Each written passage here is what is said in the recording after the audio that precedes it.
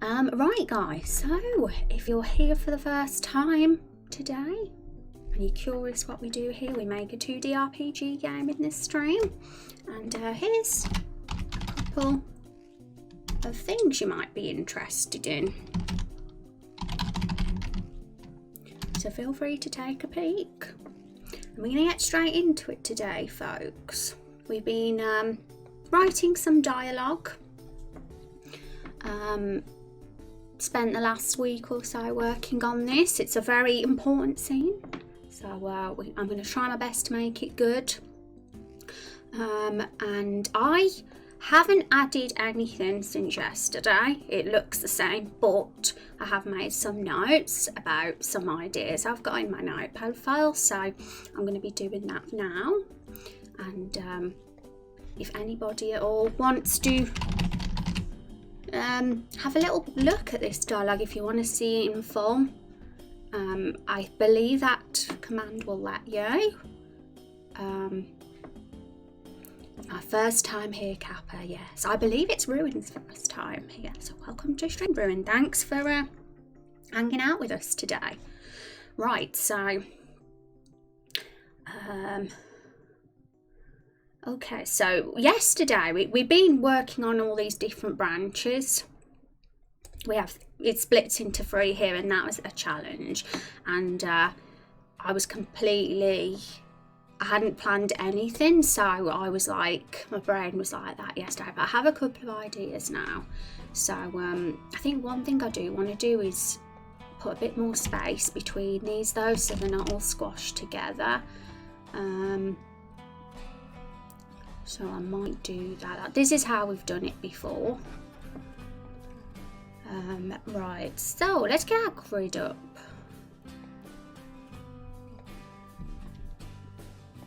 If any of you guys have any questions, I am here to answer them all. So I'm just gonna do that just to give us a bit of extra space to work with, because some of the dialogue boxes get a bit long sometimes.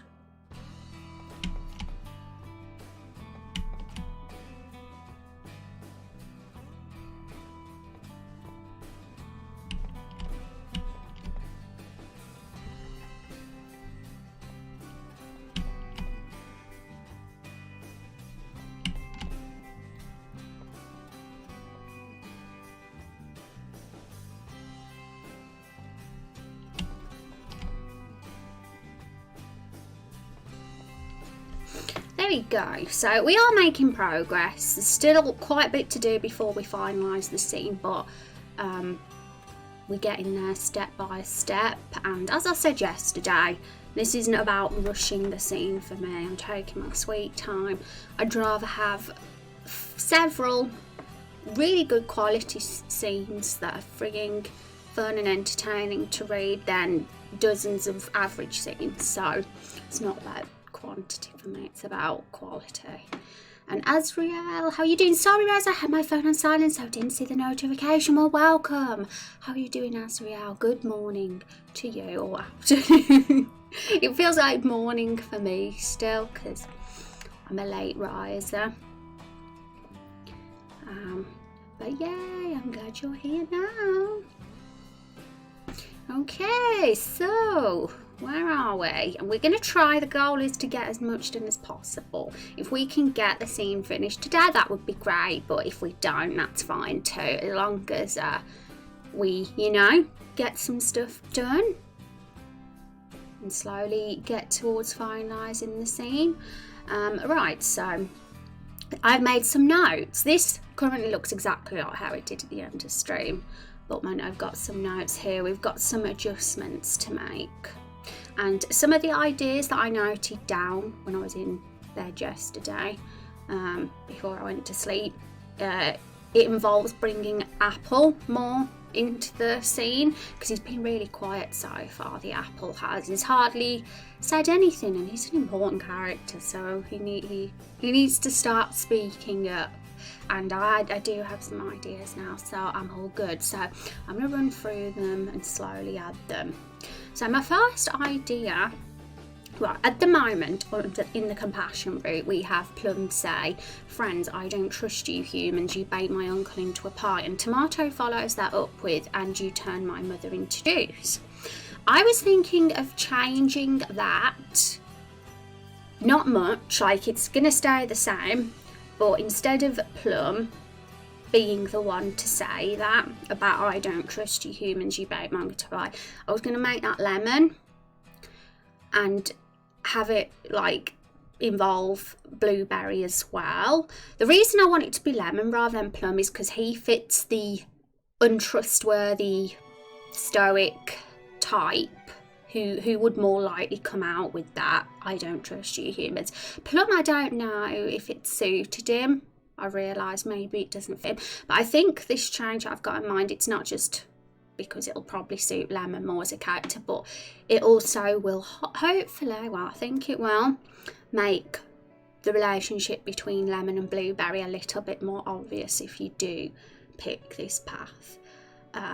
Well, we're being very subtle with them. We're not like, because they're meant to be the best of buddies, they're super close, but we're not like making it obvious. We're just doing little subtle things to indicate that, such as Blueberry always following Lemon and saying something after him.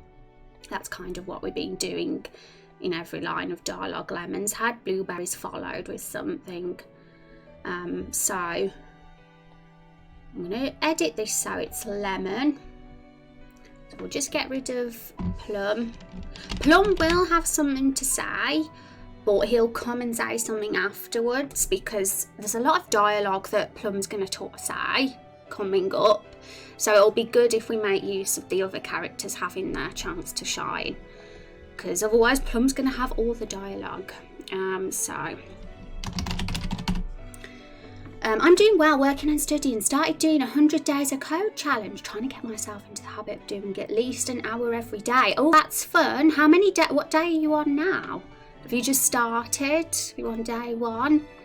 It's always fun to like do stuff like that, and you feel like super good if you can do it. It's a good motivator. Only day 3. Wow, you'll do it. Just look at me, Azrael.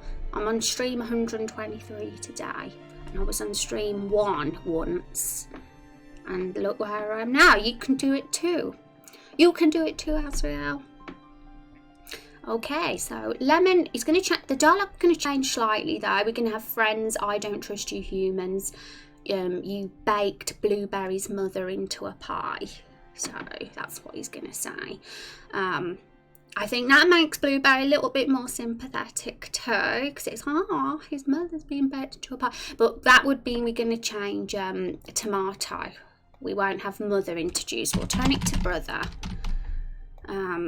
Just so we haven't got both mothers that were turned into food by humans. And also we'll get rid of the ellipses because it tends to be Plum that uses ellipses. Okay, so you baked Blueberry's mother into a pie. And that works too, because blueberry pies are kind of a common food, more than plum pies, I think, so it works. They're both can be pies, but blueberry pie just, I think that makes more sense. So one thing that does have to happen though, and I do like that we're doing this for Lemon and Blueberry instead of Plum saying this, because they didn't have a single dialogue in this branch, and it was kind of, I was struggling to think of when they would speak in this branch, so at least this gives them an opportunity to talk. So what I am going to do is just move them across, and Blueberry is going to obviously say something because he always says something after Lemon.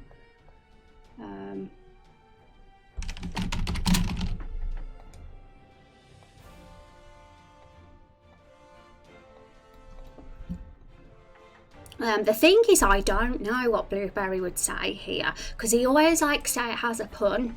Blueberry always has Like he always copies what Lemon says, but misspells the word, turning it into a pun at the same time. Like, he got a bad peeling from feeling, and a berry sour taste from it's leaving a sour taste in my mouth. And it'd be great if we could do that here, but it's a tough one. I'm not, like I say, I'm not best at puns, so they don't come to me immediately. But at the same time, it doesn't have to be a pun. Like, if there is literally nothing that would work there, we could always just say something else, a bit like how we did here.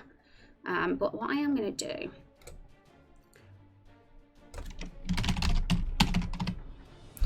I think Blah Blue is a little bit cuter than We. We's cute, but it's a bit cliche. And I think that suits Blueberry, that sort of word. He's a baby. He's a little baby. Okay, so I'm going to just put a note here and say,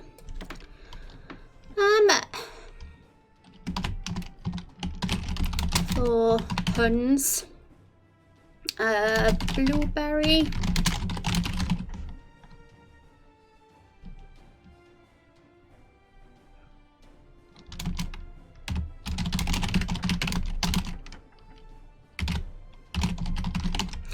yeah, it's a bit of a weird one, but we might, who knows, maybe we'll get one. And like I say, if not, we can always just have him have a sad face, dot dot dot lips, as if we want to be a little, if we just want to take the easy way out. That's always possible too. But would Blueberry have any empathy? He's meant to be sadistic. I don't think he'd even care that his mother got baked into a pie. So probably not. Okay, so next bit. So Tomato says, and you turn my brother into juice. Now then Carol goes on to say, look, I don't trust flesh bags either, but these weren't the ones that ate your uncle and mother. Well, it's mother and brother now. I'm going to change that a little bit.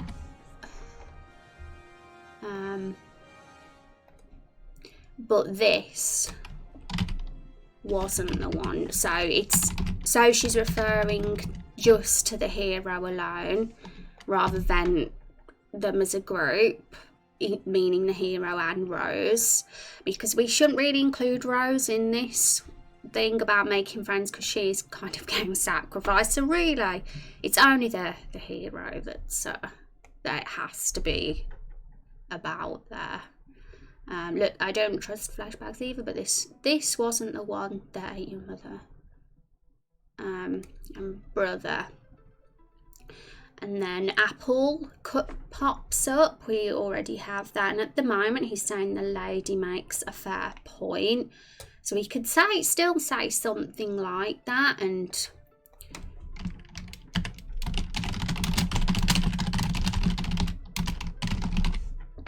of course, if any of the dialogue sounds weird, guys, or wooden or grammar's wrong, don't fear calling me out there, because this is what all this is about. Feel free to suggest some dialogue ideas and improvements.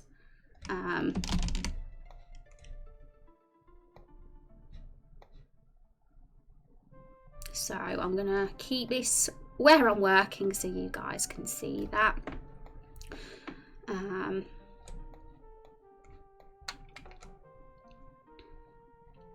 So he goes on to say, let's avoid making enemies here. Now, what I'm planning to do here is this point when Apple says that is where all the branches are going to meet. And then the conversation's going to just be linear for a little bit after that. So each of these, are we going to end with that same part where Apple says, let's avoid making enemies here. So we're going to have to think about how we're going to end these conversations to end at the same point. And I have a couple of ideas, so let's do that. Thank you, Rec, for the follow. I appreciate that. Welcome to the stream. Welcome, welcome. It's a very warm day here in England today. That's why I'm showing off my shoulders again. There's a new, I don't know if you guys noticed, but there's a new Twitch terms and conditions thing for like nudity, or you know, clothes and what you wear on stream. So obviously, guys, make sure you look at that, because you don't want to end up accidentally getting banned if you stream. I think I'm okay. I think shoulders doesn't count, luckily. We're not that Victorian here on Twitch. Let's hope not. Okay, so for the, we'll look at the wisdom one now, and then we'll move on to bravery. So we have Blueberry ending this branch currently saying we're really grateful. So we could easily say something like,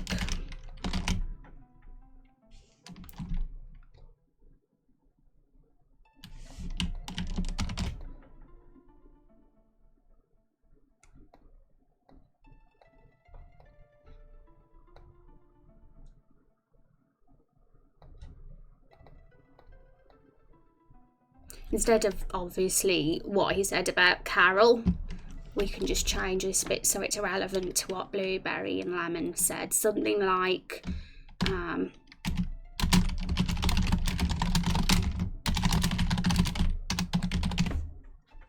something like that. Now that's just my first thought that's come to mind. Once all the dialogue's down and we've got the foundation set, I'll be going through it all and making sure that we have the best and most effective wording for each of them, but as long as we get it down first of all.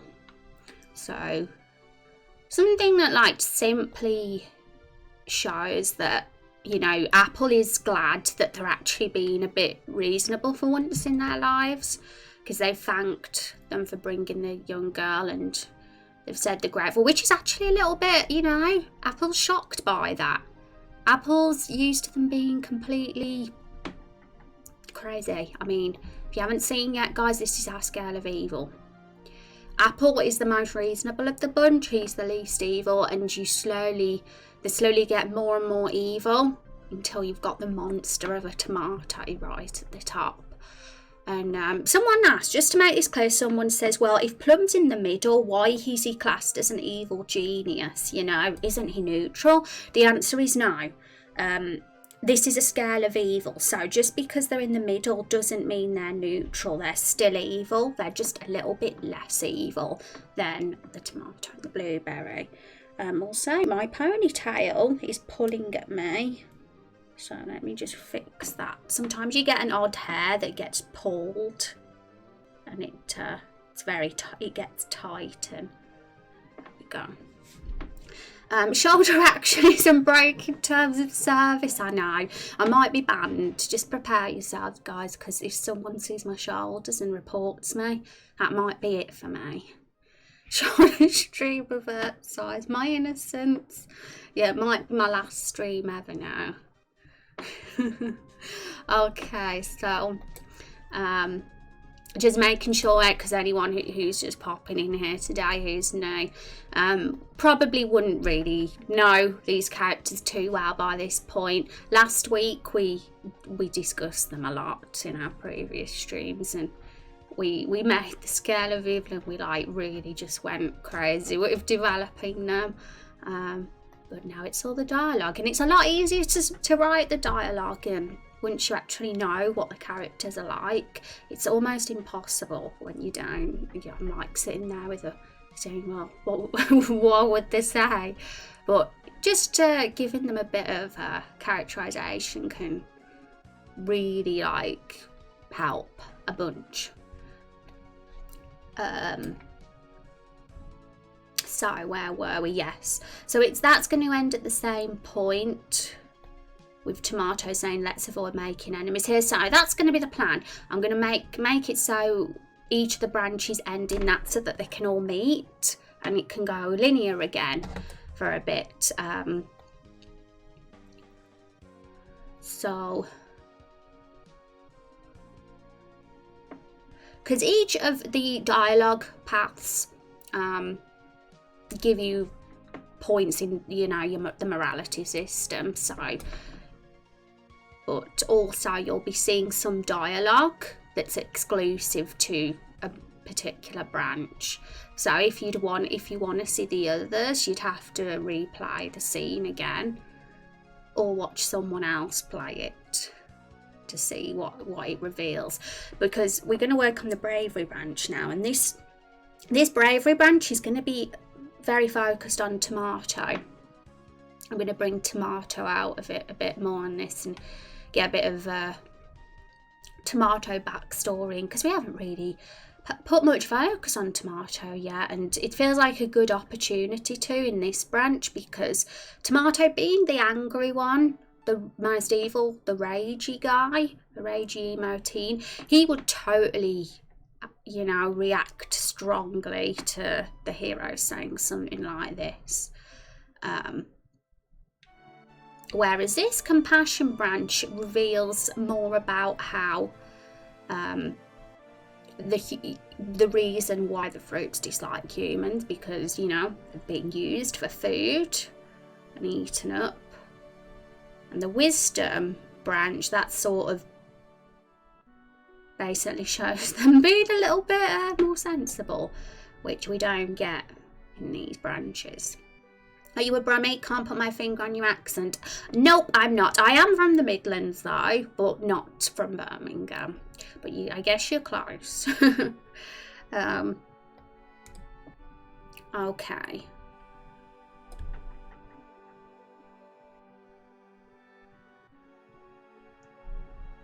So this branch now, something like, because at the moment we just got to say something arrogant evil, but we didn't really have anything in mind. But Tomato could totally say something like,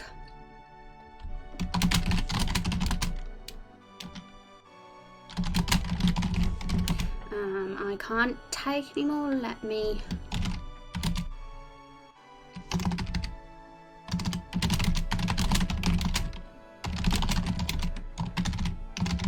Now, Tomato, one thing we need to remember about him is he's a teenager, so I'm kind of being like, let's make sure his lingo is very teenager talk, teen speak. So, being someone who is not with the kids, I'm a little bit old now.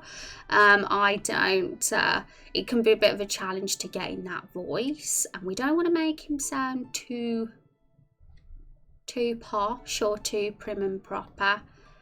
Jerks was just the first word I thought of, but who knows, there might be a better one. Maybe instead of Lemmy.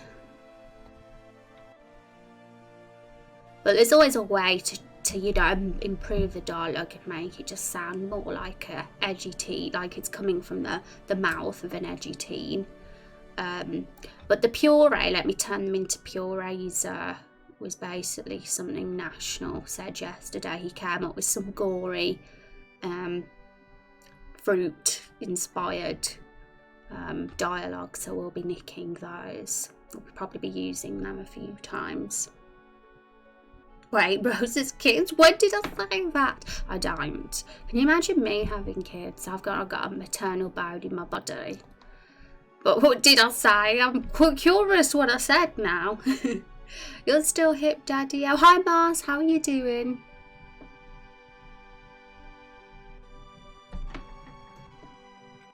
I said I'm not in with the kids, I think. I guess Tomato could be my child. He's a psychopath. I don't want him to be. Right. Now, Lemon could say it's a little bit disconnected at the moment. I like what Lemon says. It's perfect because it's got that pun there, leaving a sour taste in my mouth, but it's a bit disconnected from Tomato. So we could always do something like add a little bit more in front, like, so he responds to Tomato first.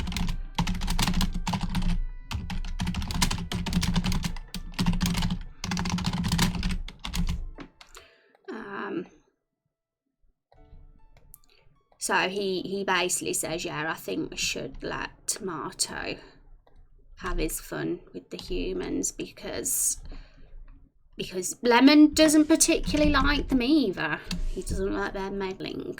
It's leaving a sour taste in his mouth. And then blueberries have a very sour taste.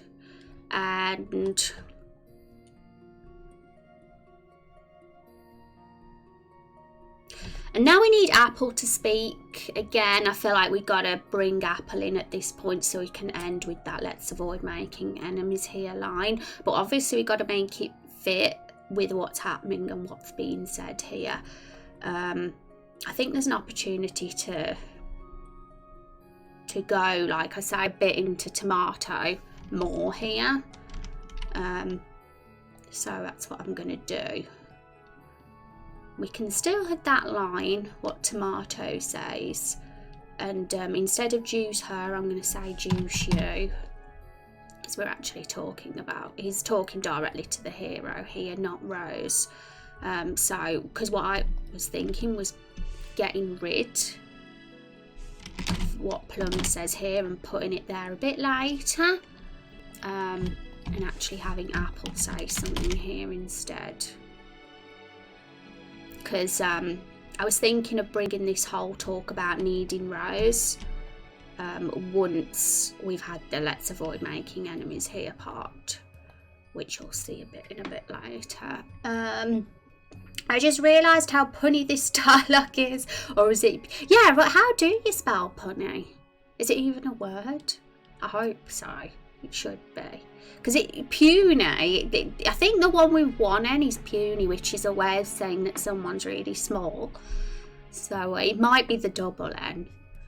But yeah, this dialogue is very funny. You've got to thank chat for that, because there was some really good ones that they came up with, and it was just my job to make sure I've put them in a place that fits in the conversation. And I think I've done an okay job so far. And like we said, because I did ask chat, I was like, what do you guys think of puns in dialogue? Is it cheesy? Is it annoying if I ever done?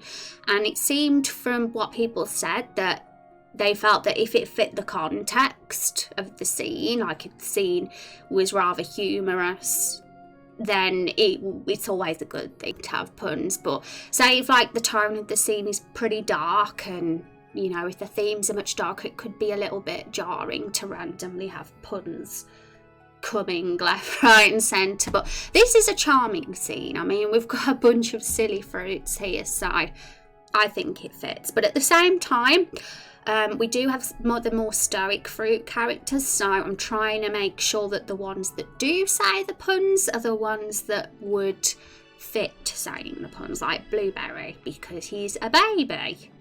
And he misspells things anyway. Cheese is fun, yeah. It's punny, yeah. Puny is puny. Right, so very sour taste. So he could say something. I would like Apple to be reassuring to the human now, to the hero, because everybody's gone super aggressive and they're like, oh, let's just kill him. How dare he say that he's going to stop us? This is the branch that makes them angry, basically. Being brave sometimes has its drawbacks. You might get the bravery point from saying this, but you know, sometimes it has its drawbacks. But at the same time, it won't, because it's going to end with a battle no matter what anyway. But you'll get some interesting backstory for Tomato by picking this branch anyway. That's what I'm planning. So he can say something like, don't worry, human.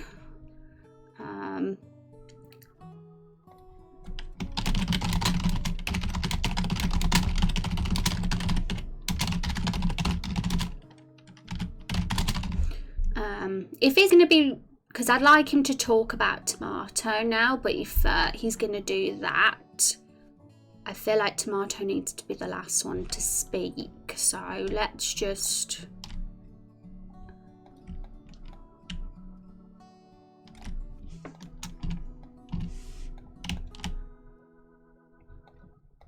switch that around. Because otherwise it sounds like he's talking about Blueberry, particularly that one.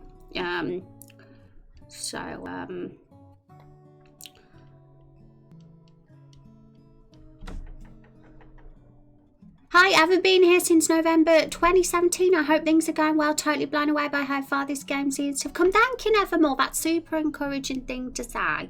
Thank you very much for stopping by. And yeah, it's lovely to see you again. You're always welcome here. Thanks for stopping in and saying hello. Hope things are going okay for you, my friend. And yes, we are getting really into the dialogue, really deep into the dialogue of this particular scene at the moment. And I'm going really like all out with it. I've even gone as far as making this sort of thing, which is super whoa, you know. Getting very educating myself super about dialogue now. I've been like watching loads of YouTube videos and reading stuff. But this sort of thing is going to go a long way with our story. It's going to help it actually make sense and be a good story as much as possible, rather than seem like a random sequence of events. I'm pretty happy so far. Okay, so let's finish this line from Apple. Also delete that because we don't need that anymore.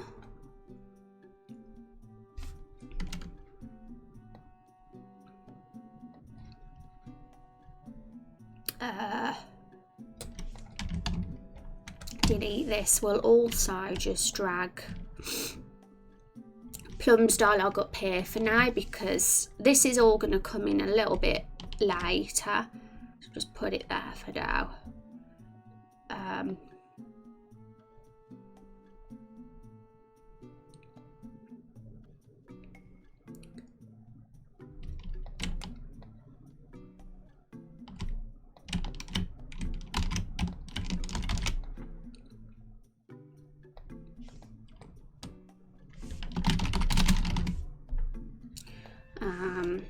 So I want Apple to say quite a bit now of backstory about Tomato, but I'm doing it like this so I can break it up rather than have it be one huge dialogue box of Apple just rambling on. So if you can break it up by having Tomato just say something in between, it won't be as boring. So he spent his okay, so I forgot an M dash somewhere, so I think that will be what I need here. Yeah, there's no M dash on the keyboard, which is always weird because I love the M dash.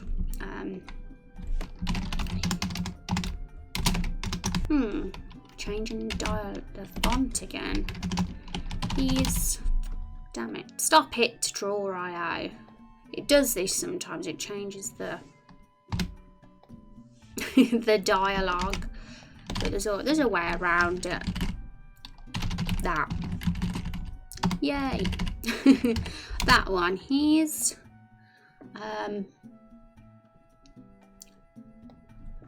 now this is probably gonna sound pretty rough around the edges. It might get a bit messy and not be very tidy, but that's kind of what I do. I just get it all out first and we can think our edits after.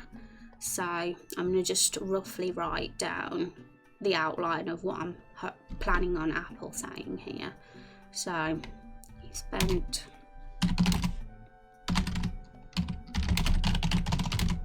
might be a little bit wordy on first attempt.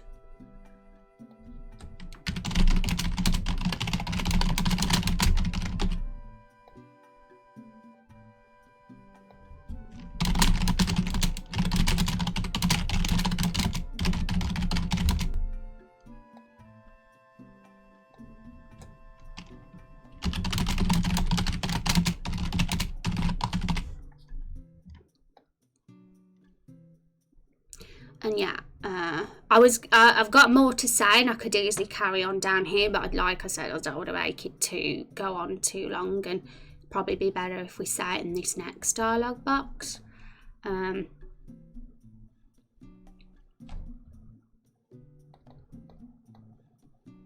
want Tomato to say something else insulting.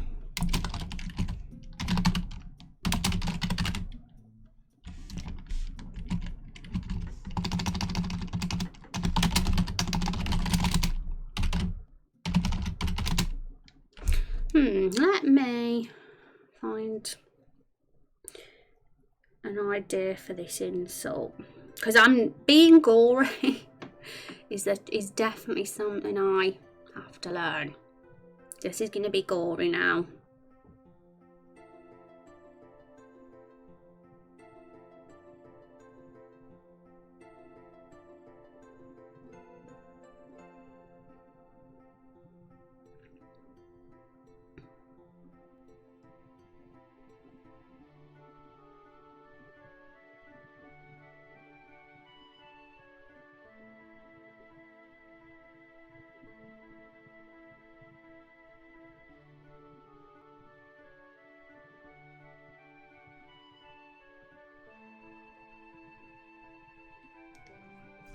Probably not squeeze, rip. Now, that's just my insult. We could get better, maybe. We'll see. Have we got our little red note box that we make?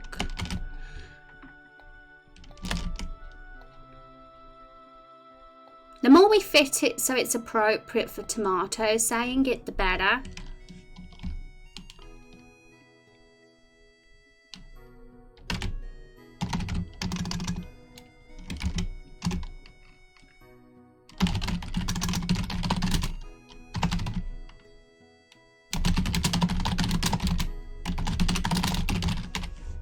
Because Tomato's evil, you know, we got to show off his evilness as much as possible. Before this, he didn't really say anything that really showed off that. So I kind of like this little idea of giving him a bit more focus and backstory. But it's only this branch that reveals that about him, you know.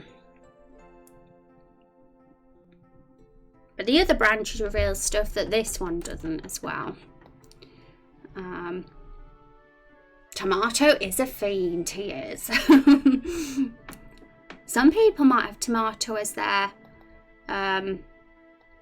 favourite.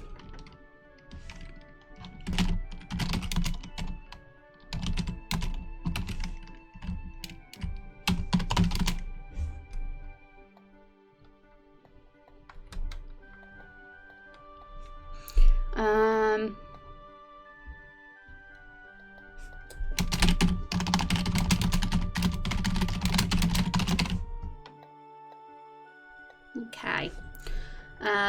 Now Apple is going to just finish it off here, and he will end the dialogue box saying let's avoid making enemies here, just like he has in the others.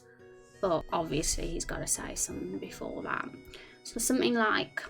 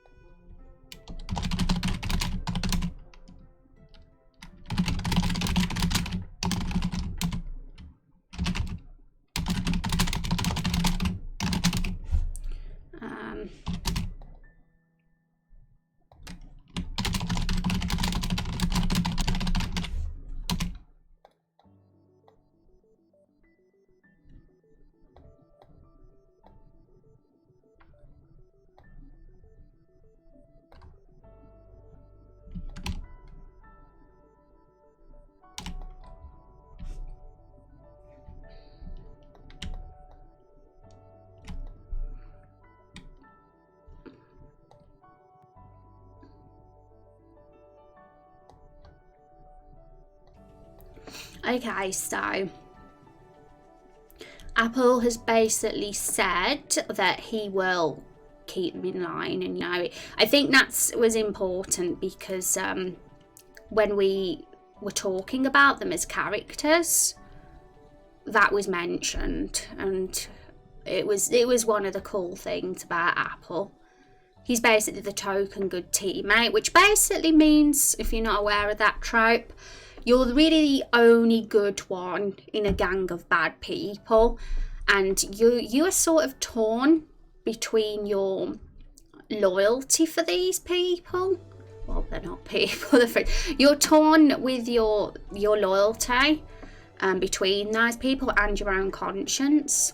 So it is a very interesting one, and he's my favourite because I feel really bad because we're gonna fight them, and that includes Apple too, and he's got no choice because he loves them so much. I think if we can show that Apple loves Tomato despite this, with this little mini bit of backstory here,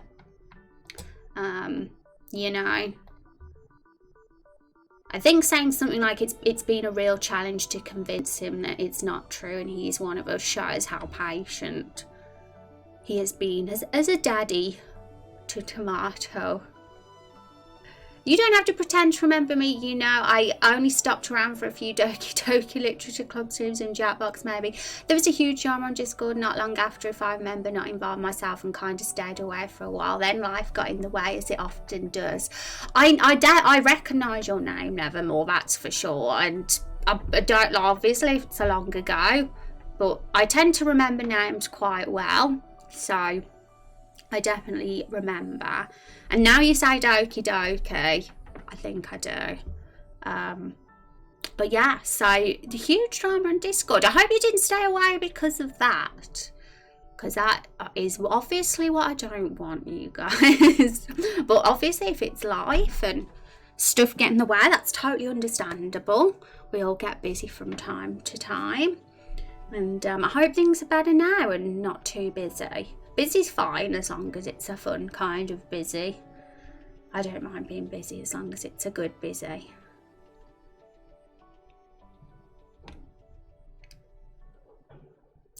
Okay, so at least we've done the job now of sort of concluding this branching path part.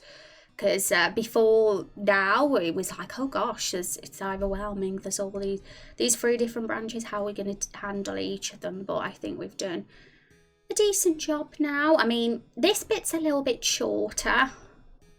I feel like it wouldn't hurt if we did add a couple of extra bits here. Just so we don't feel like we're neglecting that and not fleshing this branch out as much. But for now, we're okay to just leave it for a while and come back shortly. So now, basically,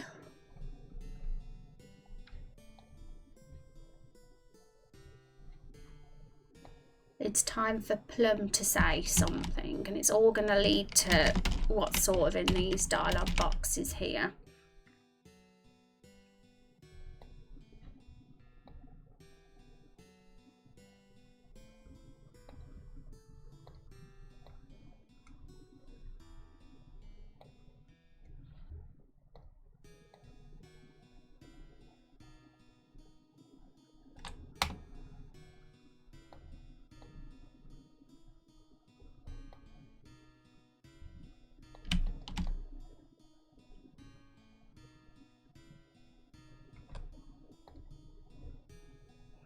Okay, so all the arrows are going to that one now.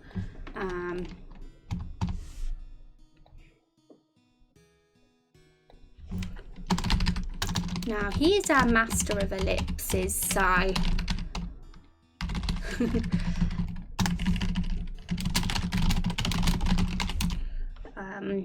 that would be wise. Perhaps this human could assist us with our plan. So I feel like it's going to be a lot easier to start talking about the plan now. Now we've got all this drama with the reactions to what the hero said out the way. I see this part as the bit where we can develop some of the characters, some of the fruits. Like we have tomato here. And then this part gets into the actual plot.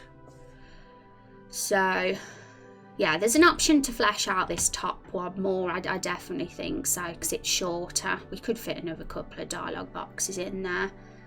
But yes, let's get this part done now. I think that'll be handy. We'll move that across as well. Hello, Miss Rose. Oh, thank you, Neffel. How are you doing today? This is a nice summer top to wear, because it is pretty hot here today. I played with my ponytail because it's been a bit of a weird ponytail today. Okay, so perhaps this human could assist us with our plan. Right, so I have an idea actually, and I'm going to kind of experiment at the moment, because this is all completely me improvising now with where to take this scene. So we'll see how it goes.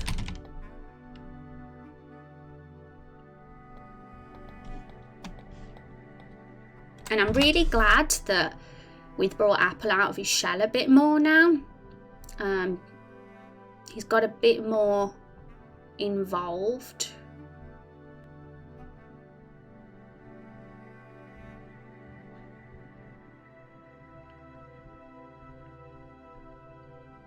And I feel like we've given equal attention to the fruits now. So this part here is going to be more about apple and plum and their differences. So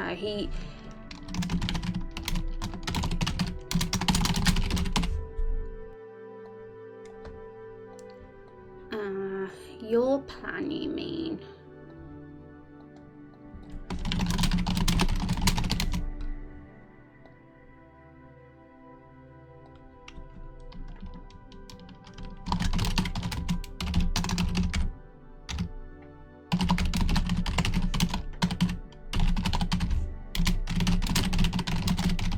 Okay, so the dialogue itself, I don't know if it might be a bit rough around the edges again, but I like that they're kind of talking about the plan without it being exposition and thrown, in the player's face like an explanation. Because before, like yesterday, we've got here, your friend is the final ingredient we need to bring our masterpiece to life, and our goal is to paint a world where...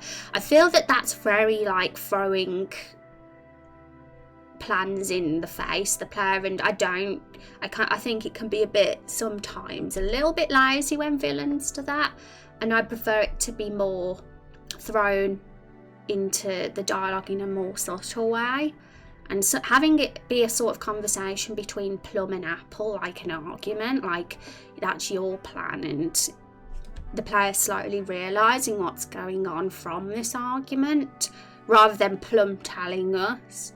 I think that would be a little bit more effective. Not because of the Final Fantasy 9 bad major issue, not for the whole time. It just meant it did for a little bit, then I stopped thinking about Twitch in general, really. But yeah, so much has changed. I was a student back then, and now I'm working full-time as a civil servant. Awesome. Yeah, and yeah, it happened. Like, we've got loads of viewers here that come and go because life happens, and I've always said, guys, I'll always welcome you with open arms, even if a zillion years go by. So everybody's welcome to just hang out whenever here. No pressure from me. And yeah, totally. Like, that's well into the past now, nevermore. Unfortunately, stuff like that happens. Because mods, for example, in the stream taking advantage of their position, and it's yeah, one of those things. But things have been pretty drama free since then. It's all been pretty cool. You get the odd troll come in, as you do, but it's definitely once in a blue moon. The good outweighs the bad. kind of get freaked out when there was a malicious individual willing, capable of doxing. Oh yeah, and that's understandable because it's a bit scary. It was scary for me. Like I was disturbed for sure. Why is my top like invisible now? There we go. It's better. Yeah. So it's always a bit scary, but I think every streamer probably has a story where somebody's done something similar. Not necessarily doxing, but you know, tried to get a little bit too close to the streamer, attempted to anyway. I'm sure everybody's got their story. And it's about how you handle it, isn't it? How you deal with that.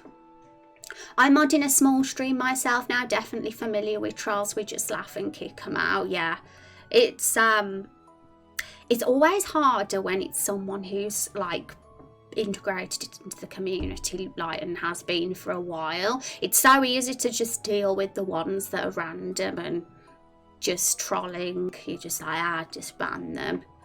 But it can always be a little bit more difficult when they've been here for ages, and especially being a big contributor to the stream in general, like helping, modding, giving support and all that sort of thing. But you know, it's no excuse. Sometimes like even if they're a toxic to the stream, they have to go, even if they've been super supportive. Oh yeah, that's what I mean. That goes beyond trolling, of course. Yes, but I feel very lucky that since that, which it was years ago now, like 2017 was it? Yeah, it was the end of 2017. Since then, like it's been so like chill here really, and I found I got all my drama in my first year as a streamer, particularly my first 6 months, because there was another instance with a mod as well, but that was like a few months before that particular one.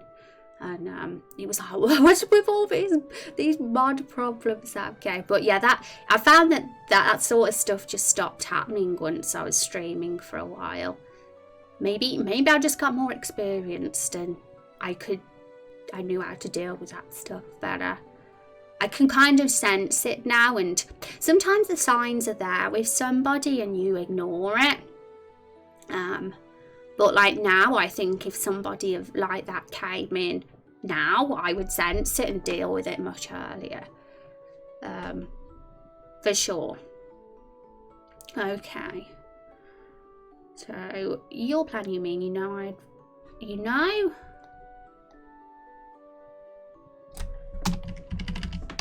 I wouldn't.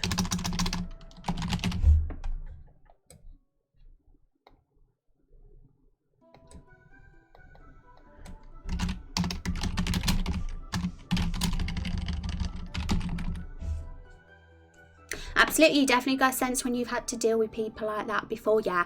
And what made it like harder more than anything was that person was really, really good friends with so much of the community, like very close to them, and like donated to their streams and would play D&D with them and stuff, and that just added so much more complexity to the situation because I lost friends because of that banning that person, and they chose to side with that person over myself. And this is friends I thought were really good friends of mine here as well, and I haven't spoken to them since.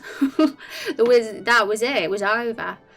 And I just think, well, you know, it's not really a loss if, you know, it kind of says a lot if they didn't want to believe me in that situation. Just one of those things. Luckily, we've only got some people here now. Even the emotes were iconic. I remember that. Yeah. I don't know why. I'm gonna just mess with my webcam a sec, folks, because I'm getting invisible top syndrome, which sometimes happens when I wear a colour that's similar to my green screen.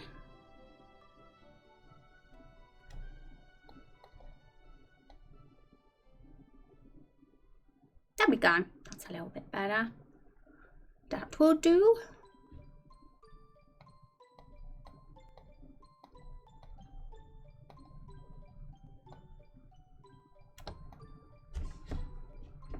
But it's funny like how much the stream changes once you like don't put up with any crap. I think I've definitely got a little bit stricter than I used to be, and things are better for it. Hi Tripta, how you doing? Welcome back, it's good to see you again. How are things going, Tripta? It's good to see you. Okay.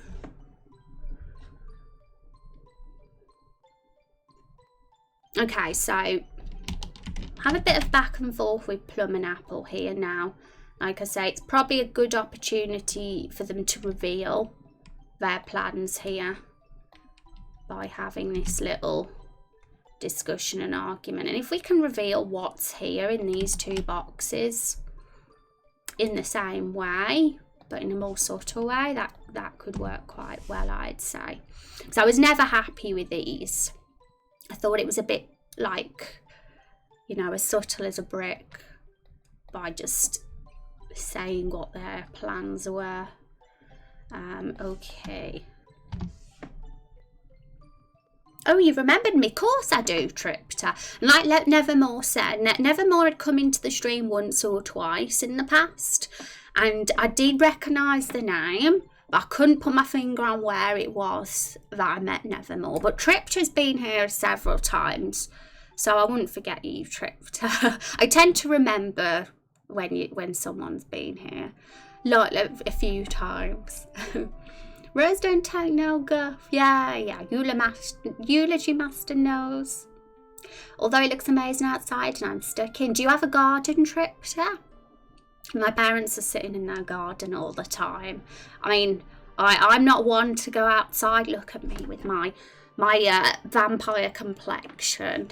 So I'm very much a hermit. So I'm lucky in that regard. And I just kind of just get on with my stuff. It's this is a good escape, and I've always promised my streams are an escape in themselves. So for that reason, I don't tend to talk too much about the topic, because I like to get all nerdy and stuff and escape from the real life nonsense. But we do have a channel on our Discord, because I don't like anybody to feel as if I'm just don't care. I don't want people to think, oh, she don't want to talk about it, she must not care. And so we got the channel in the Discord to talk about that stuff as well. So rather than in Twitch chat. Hi Nit, how are you doing? Here's a watermelon. Hope everyone has a great day today. How are you doing? Thanks for stopping by, and thank you for the watermelon. We don't have a watermelon fruit in our game, surprisingly. But watermelons are very nice fruits. I'll be honest, it hasn't made a huge difference in my life. LOL. If you're a hermit, yeah. If it was the other way around and I'd have to be outside all the time, that's when I'd panic. Being indoors is very natural to me. Nerdy about RPGs and all the geeky stuff and anything geeky in general. Characters, games, you know, fantasy worlds. How's the game coming along? Last time I was here, you just started really getting into it. Yeah, look at us now. Stream 123 today, folks. I've gone over the big 100. I'd say that's an achievement. But, you know, we're still very early days. As I was saying yesterday, we're just at the tip of the iceberg with this project. This is like a frigging epic fantasy here, guys. And it doesn't frighten me at all. Some might think, oh gosh, isn't that like a big commitment? Which it is. But I just have to have something to do like this, otherwise I feel unproductive. And the fact that it's episodic helps take the pressure off so much as well. Have to be careful though how I do this, because it would be so easy to, you know, burn out. It's a thing, and I'm definitely not naive to that, so I always make sure I'm doing this the right way as much as possible, which includes not putting too much on myself, like the art in the game. If there's a character that's super unique and it doesn't exist, there's no free resources of anything like that on the net, I'll create it myself, like these fruits. and the barrels. But, you know, most of the time I use resources because, damn it, if I had to do the whole thing myself, probably that would be when the burnout would happen. You have to focus on what you can do and, you know, what's important to you most of all. You can get really nerdy about RPGs. Yay! Yes, I very much welcome RPG nerds into this stream. But if you're not into RPGs and just want to hang out, that's okay too. We try to be as exclusive as possible. Okay, just watch the story so far. I'm hooked already. Oh, thank you, Nevermore. Yes, there'll be another story so far video coming out very likely in April, because we have got so much more story content to add since that video, in all honesty. And even if you've watched that, you might be a little bit lost with what's going on right now in this scene, because there's a lot more that's happened. So that's why we're due for another one. And once I've finished this scene and the whole boss fight that follows it, that's when I'm going to make the next story so far video. And that's the plan. Every time we get an update in story, there'll be a new story so far video. So eventually there'll be like a whole YouTube series of these story sci-fis, and that's kind of, I think, an effective way for people who are new here or haven't been here in a while to catch up and get an idea of what's going on in the game. And it'll be a lot easier for people to get involved if they know, of course. I tend to do that. I get obsessed on a topic until I get sick of it and never want to touch it again. Yeah, and that's the danger. Like, I'm totally obsessed at the moment with this, and I want to make sure that it goes on as long as possible and the longevity of the project lasts. So I don't want to ever get in that situation where I'm like, okay, that's it now, my obsession's ended. So it's important to me so far. Okay, didn't spot any fruit there. Carol the Barrel, lol. Curious wasn't here long. Yes, Carol the Barrel is technically our main character of the game. Here they are. And these guys aren't in the story so far video either, which goes to show there's a lot of stuff to add to this game in this new video. Because these, there's a bit that will all come out with them and the fruits as well. So yeah, main quest 2 is very chunky, because we're still on main quest 2 here and all this has happened. So our game, our RPG, the quests are going to be quite chunky. They're not going to be these 5-minute fetch quests or anything like that. They're actually going to have a lot of content in each of them. And I'm kind of going to do it like that. So each new story so far video is each new quest. So the third story so far video will be the third main quest, and the fourth will be the fourth, and we'll have that sort of pattern going on, I'd say. Thank you, Packetless, for the follow. Welcome to the stream. How you doing? Hi, Rose. Hi, Hinel. How you doing today? It's good to see you. But yes, also you guys checking on your raindrops. You can be a character in the game once you hit that special 500. On the website, you've probably seen that. I need to hide the character forms though, because unfortunately it's not working having them on the website because people are filling them in. Even when they haven't got the 500 raindrops. So what I'm going to have to do is remove the forms from the site, and I'll have to put them on a secret link. I'm going to make a link that nobody will be able to find. And when someone's hit the 500 raindrops, I'll have to just tell me in Twitch chat and I'll send them, or even on Discord, and I'll just throw them the link and they'll be able to fill in a character form then.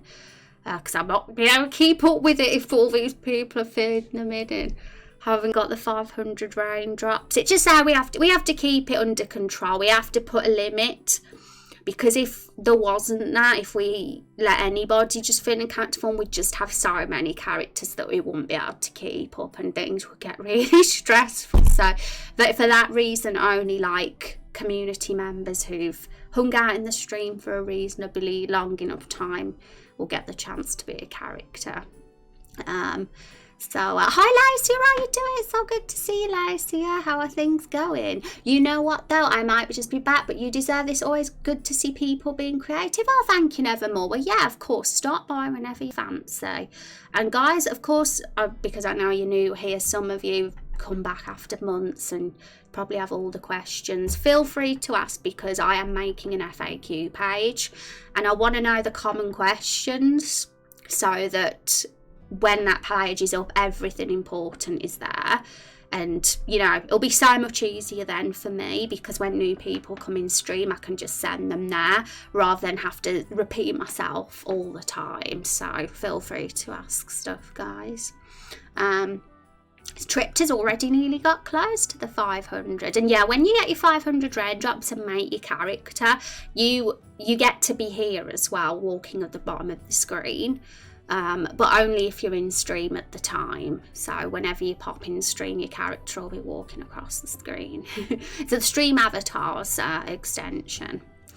Hi Twisted Mouse, how you doing? And by this I meant my resub over 2 years later.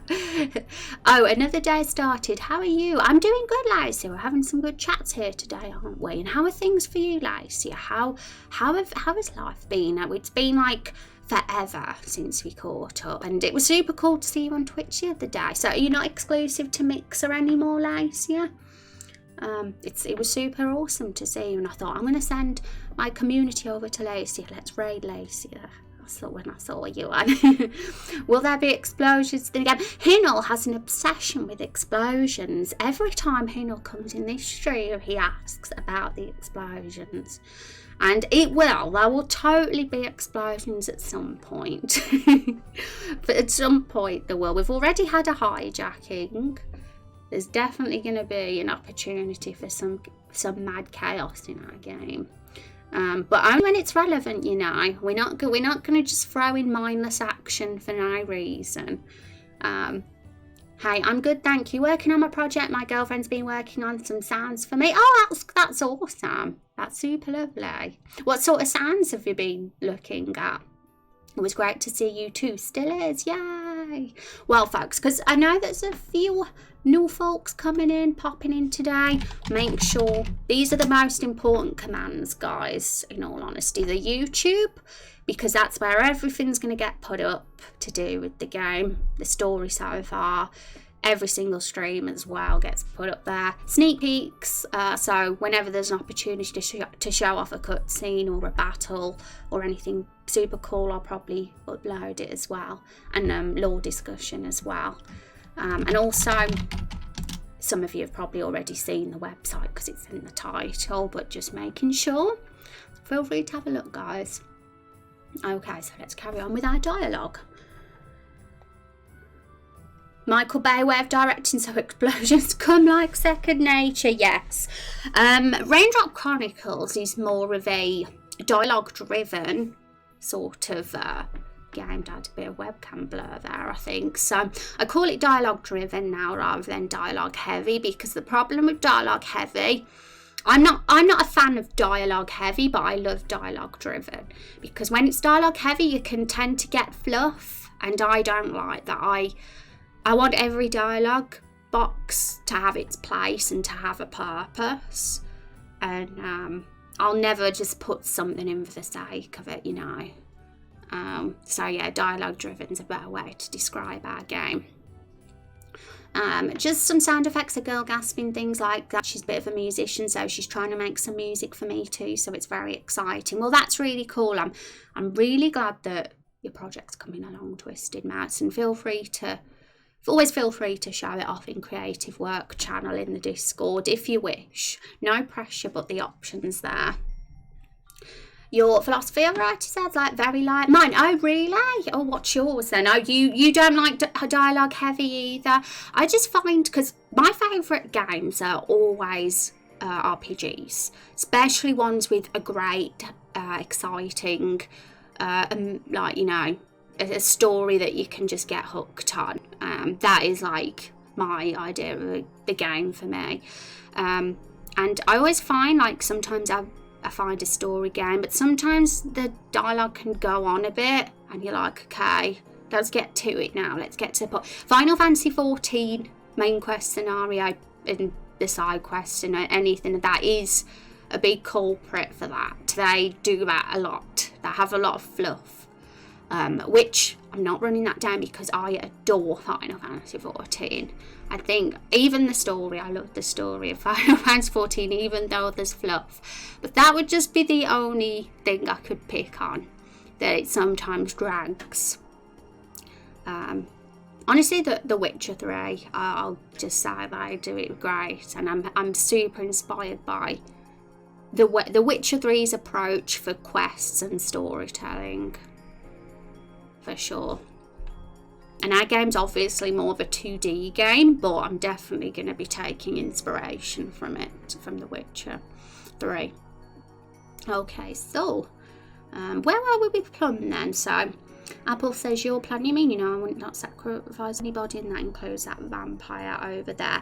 Now, we're talking about what the goal is with this little bit, this back and forth here, is to reveal their plans, but in a way that it's revealed in the banter between Plum and Apple, rather than like force down the player's throat and just said for no reason. So it's definitely a lot better doing it this way, in my opinion.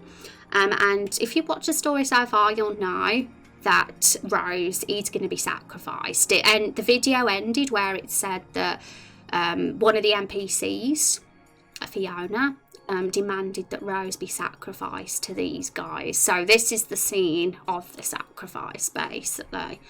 And this is what they're talking about. They're talking about why they're going to need Rose, and it's going to lead to some really some pretty interesting stuff, and then a battle.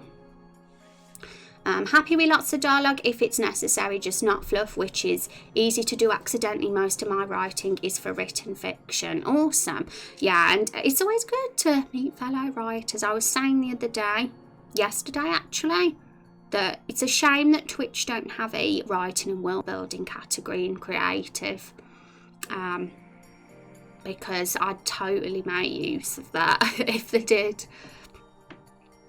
And yes, exactly, happy with loads of dialogue if necessary. If it's driving the story forward, or if it's kind of making a character, more, or to get more of an understanding of a character, or anything that's like involves interesting lore, I don't mind either, as if it's done good.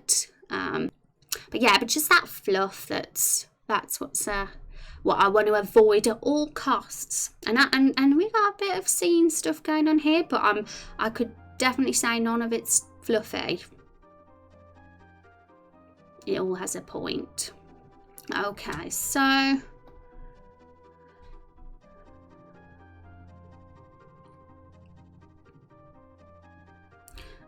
Plum is totally going to go all out now and start talking about... he's going to get a bit mad because he thinks, Apple, we need to sacrifice Rose. We have to sacrifice to start being a goody two-shoes. So...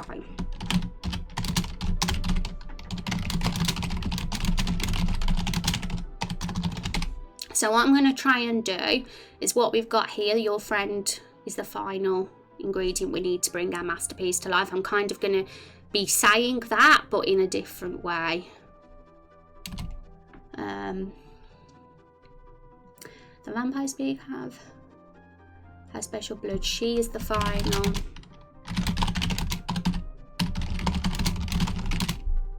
Hi there. Hi Lord, how you doing today? It's good to see you. Still need to look at your DM. Just bear with me. Sometimes I get super busy, but I will get to it, I promise. So I hope you're doing good, Lord. Hope your Wednesday is treating you good, fellas. She's the final ingredient we need to bring both our masterpieces to life. Because I have an idea here.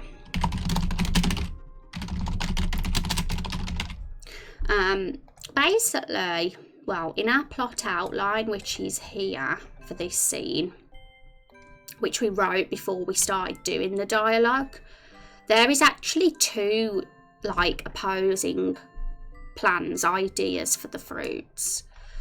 And one of them is super good and has good intentions, but one of them is evil. So I was thinking one of them could be apples, the good one, and the bad one is the others. Because if we look at our scale of evil, that's how it is. So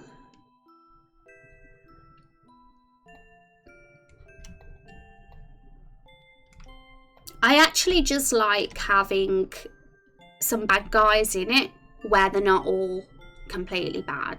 Having like Apple within this group as a sort of more of a good guy just makes it more interesting to me, because I've always been a shades of grey person, rather than let's kill all the evil baddies, all those villains, and there's no reason for why they're bad, they're just bad. I prefer it when things are a little bit more complicated than that and not so black and white. I wouldn't dare pretend to be a priority. Yeah, I appreciate that. That's why I'm giving you the time of day, Lord, because I can tell you're a good person. If someone was like writing in here going, Rose, look at my thing now, and then my attitude would be totally different.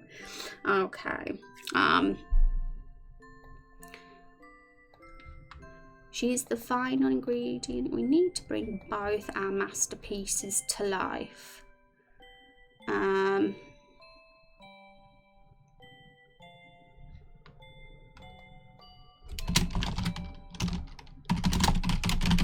So this could be a little bit wordy, I'm not sure yet, because I'm kind of just typing as I go. But if we can just get the idea in for now, that's the main thing, and we can tidy up after. But yes, guys, as well, feel free at all. If you see anything that's a little bit, any sentence that could do with shortening, tidying up, anything that sounds a little bit wooden or could work better, feel free to suggest any improvements, of course, because I want this to kick butt and be as good as possible.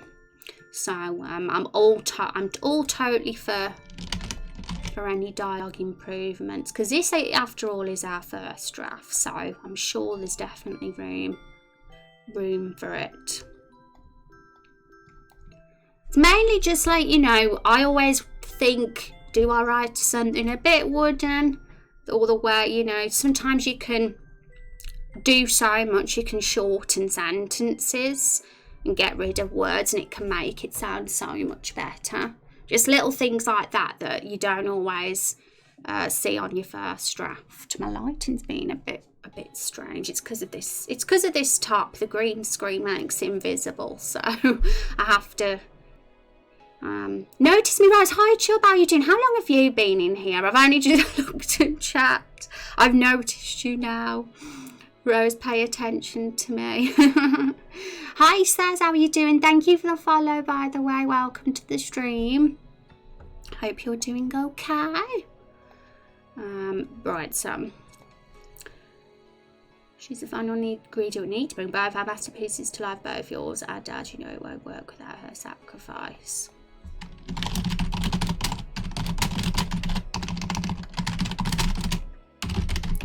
So the reason why I've kind of thought about having them have different goals is, one, it shows again the difference between Apple and the other four. Apple's not interested in the evil stuff at all. He's just in it for, he's more got these goals with good intentions. I haven't really talked much about the goals. It's all written down here, but we've still got to actually put it in the dialogue, so some of you might not know what these goals are yet, but we should get it all written up before the end of stream. But there's other reasons as well why I thought maybe we could, to add a little bit more complexity and layers within the story, because if you guys have watched the story so far, there's a character called Fiona, the NPC that actually gave us this quest.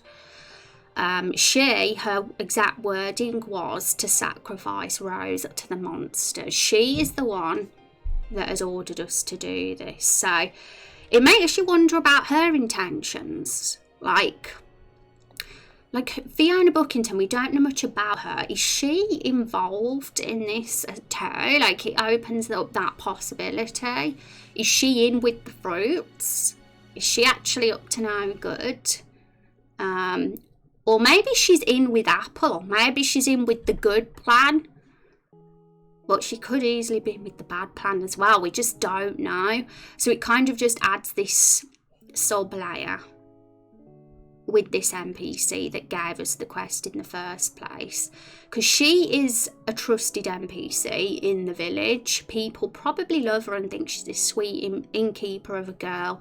But what if she actually does have nefarious intentions herself and is in league with the fruits? Because you don't necessarily have to rule out that possibility, because why would she have wanted Rose to be sacrificed in the first place? Maybe because she's scared of her being a vampire and thinks Rose is dangerous. So that's the obvious one, and that's what we thought. But it might go deeper than that. You know, maybe she actually has sacrificed us because she wants to help the fruits. Which really, the fruits are enemies of humans, so it makes you think, what the hell is going on here? So I'm going to actually add that as a subplot. There's just a question mark over it right now because we don't know for sure what is going on with Fiona, but it just adds this extra layer. So I'll put Fiona. Right, let's catch up with chat very quickly. I just got here and you were talking about people demanding to be noticed, so I did that. Yeah, no cursed route. Totally putting the cart before the horse here, but my mind is absolutely buzzing with character ideas. Now that's awesome. That's what I love to hear. That's what I love. I have a fabulous time doing this, and I've always said that even if this was just me talking to myself and I was the only one involved in this project and nobody was in chat, I would still have an absolute blast because I just have total fun doing this. But the fact that you guys actually get excited about it too just makes it even more fun. So I love it. So it's rare that a fictional universe kicks my brain into overdrive like that so well. And yeah, that's my goal. I'm not gonna lie. Like, I've always said that my biggest fear of doing this would be to make a story where people are switching off and are like, okay, this is boring now. Well, I actually want people to like this story and think this is actually a good story and be interested in finding out what the hell's going to go down in this game. And so I'm kind of really trying to educate myself into what makes a good story, because I'm no pro. Like, I think I've got a good grasp on what makes a good story. I have really good taste in video games and any form of media that has a good story. I know what is a good story and what's a bad story, but I'm no professional writer, so I have to educate myself, which is what I've been doing. And this little grid here that you see in the screen right now is kind of a technique that kind of really helps. I've been reading about it. So it's basically a really good way to make sure that every scene has its place and purpose, and that stuff is going on internally, not just externally, because otherwise it's so easy to not care emotionally what's happening in the story without this. You've got what happens and the consequence, which is really, the obvious thing, like what is actually going on in the scene. But these two boxes here are when you dig really deep and actually think about what is going on in the scene and why it matters. And it's these two boxes that kind of make it just really interesting, to be honest. And even just adding these extra subplots as well. A good story is subjective, and that's true as well, Chubb, because I'm sure there's some people out there that say The Witcher 3 is not a good game with not good characters and not a good story, but I'd say that the majority would think it was decent at the least. And yes, it is subjective, but at the same time, you can always just do your best at trying to make as many people as possible like it. And yes, you can't please everyone, and that's never something I'm going to try to do, because you fail if you do that. But I think if you go with what you think is good and you're actually pleased with that, you're kind of on your way there. But at the same time, to not you got to at least be able to criticise your work and be like, hang on, is this good enough? You got to push yourself to make sure and push it more. That's why I say, guys, don't fear throwing in some suggestions and challenging me when it comes to this, because I could realise things that I haven't realised, and even this, there could be things I could fill in these little squares that I haven't even thought of myself yet. You just need to avoid the 8 killer words of I don't care what happens to these people, as long as people aren't saying that, you're on track. And that's true as well.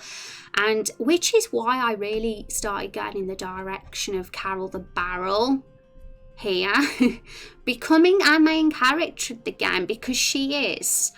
We have a hit custom hero, you get to make your character right at the start of the game. You get to pick their gender, what they look like, and to even choose between 2 classes for them.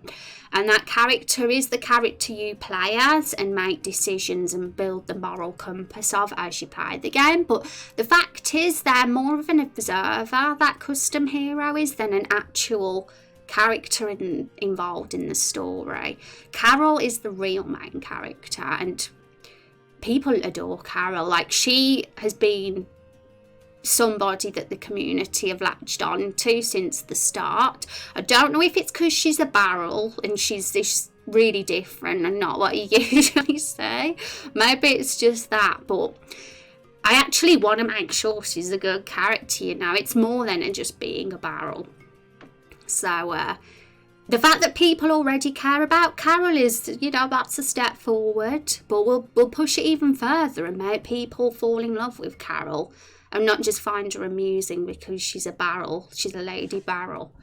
I want to try and make her as complex as possible if we can, and really interesting, and actually care about what happens to Carol and stuff. And if we can do that, we're doing okay.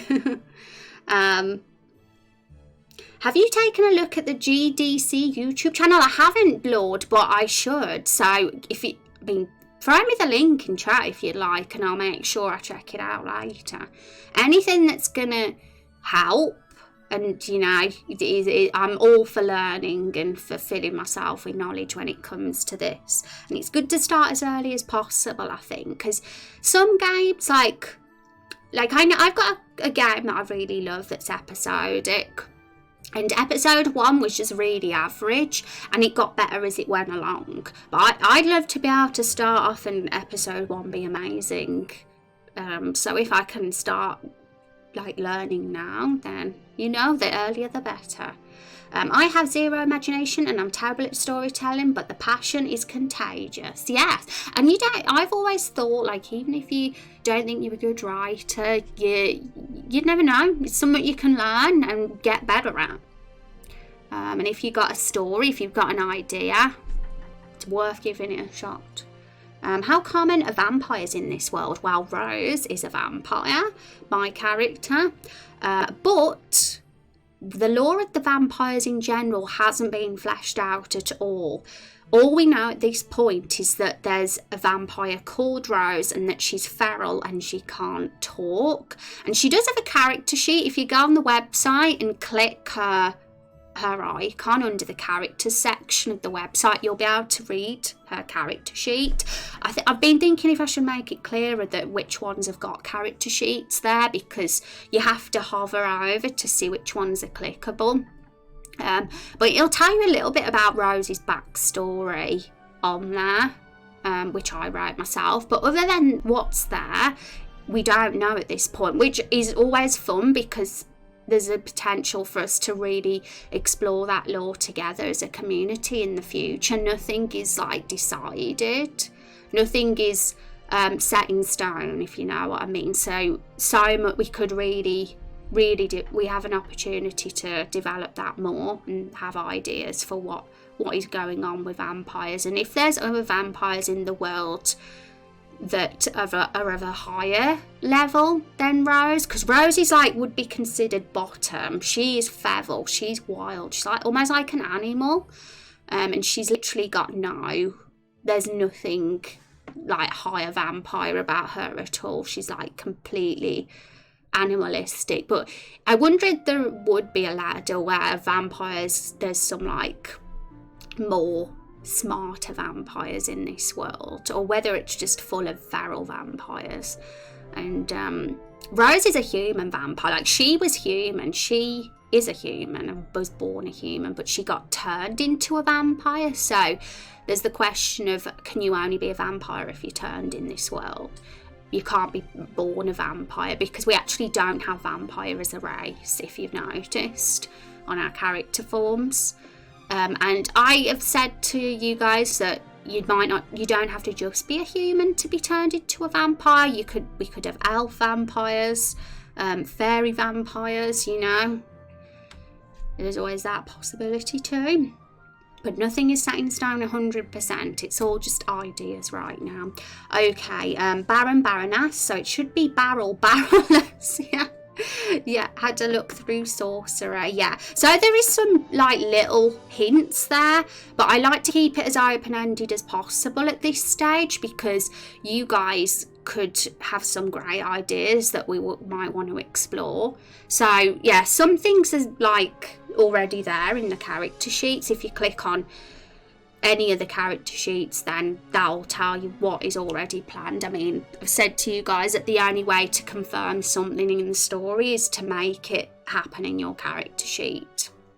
But other than that, everything is kind of not set in stone. And hi Gretch, how are you doing? It's good to see you. Tomato vampires. Yeah, that's a question. Can barrels and fruits be turned into vampires? And anything that's a non-sentient object that has been made sentient. Now I've mentioned that, I just want to make sure you guys know of our lore video. It's the only lore video that we've got so far, but it's quite an important one, because it's all about the origins of Carol the Barrel and the rest of these containers, and anything else that shouldn't be alive but is, such as the fruits. There's actually a reason for why they are alive, and it hasn't been mentioned in this game yet. We had like no exposition or anything at all has been revealed about that, but I can see it slowly being trickled into the story as we go on, and this being revealed.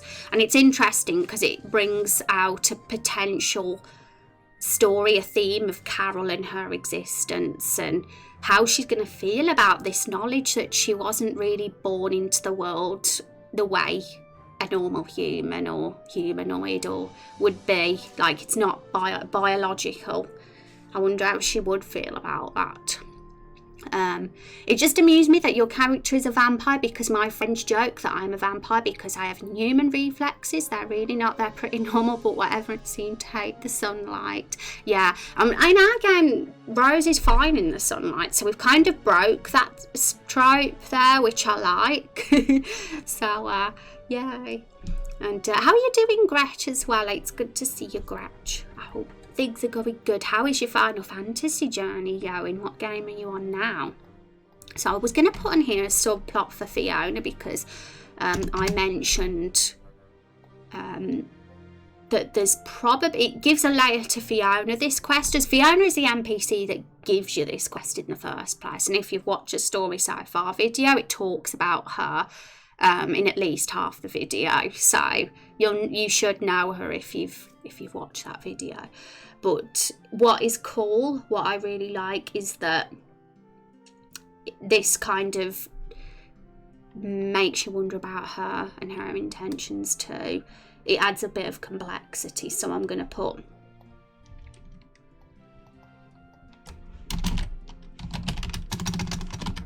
I don't know why it's gone big text. Sometimes Draw.io does that. So let's...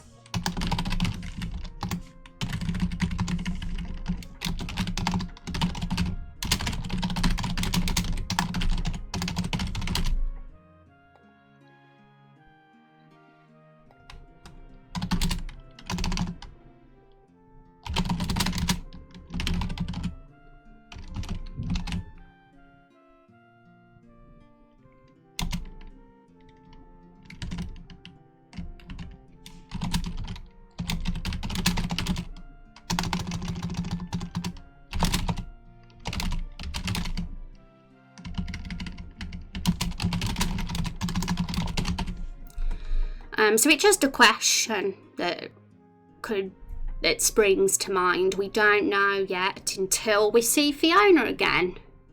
Maybe it's not something that'll get revealed quite yet. Maybe she's totally innocent. Maybe she's totally not. But it adds a bit of mystery, and that's always cool. I'm doing well, thanks for asking. It's going great. We just started Final Fantasy VII. Oh, Final Fantasy VII, and we've got the remake coming out as well very soon. Who's getting the Final Fantasy VII remake here? Vampires are whatever you want them to be. It's your word. Exactly, Nevermore. You don't have to go with those traditional tropes. And like I say, I'm a trope nerd, and we assigned the fruits a trope each because I love doing that sort of stuff. It's fun, but at the same time I'm very much into switching things around as well, like not always doing the expected and going against your typical tropes. So yes, I'm also a trope. tvtropes.org, the most addictive website on the planet. Final Fantasy VII, Craig has yay. Maybe it's just more that the vampires hunt at night and that they can only come out at night or something. Yeah. So many tabs. Okay, so I don't think there's anything else to really add to this right now.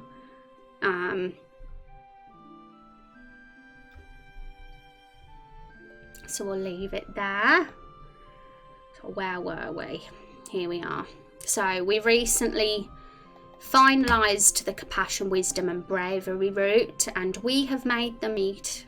We've made them meet now, and I would like to add more to this top one, the Compassion route, because it's lacking a little bit compared to the other two. But now we're on a linear conversation again now, and it's not exactly how it is anymore. So we can just ignore that for now.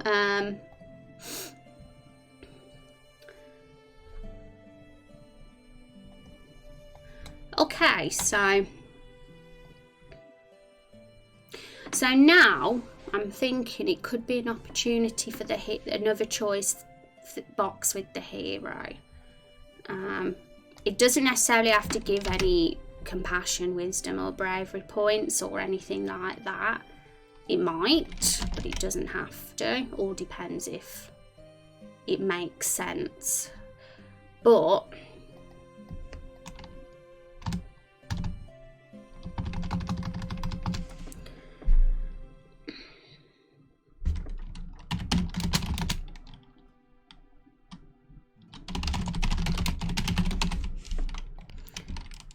it's the most organised way to find out what their plans are.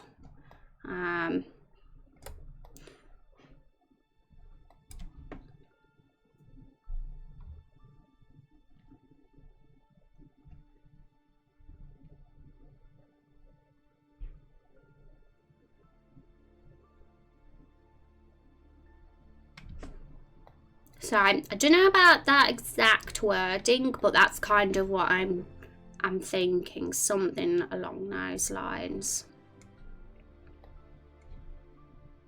So let's give some arrows. But this is really, we're coming close to the conclusion here, because as soon as we know,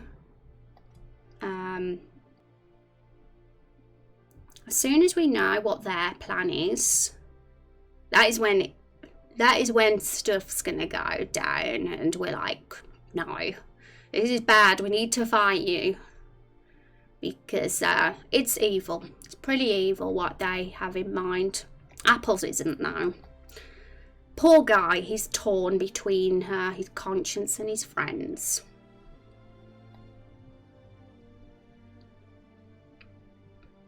But yeah, I can't see that giving us any points because it's more of a informational sort of question, which we've done before in this. We did it with Fiona Bookington, I believe. Where is that scene? It's somewhere here. Yeah, here. But it was optional questions.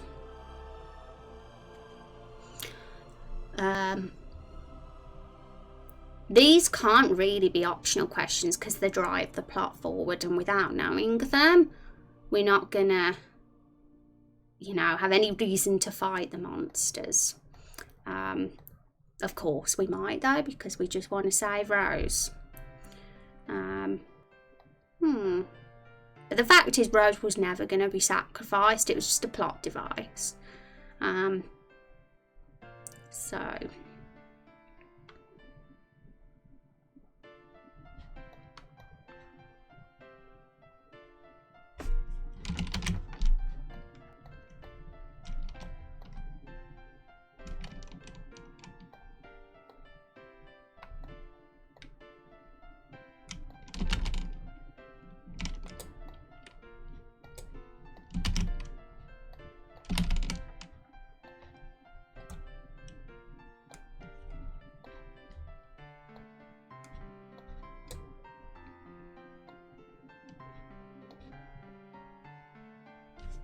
I wish there was a placed in a paste in place thing on this software.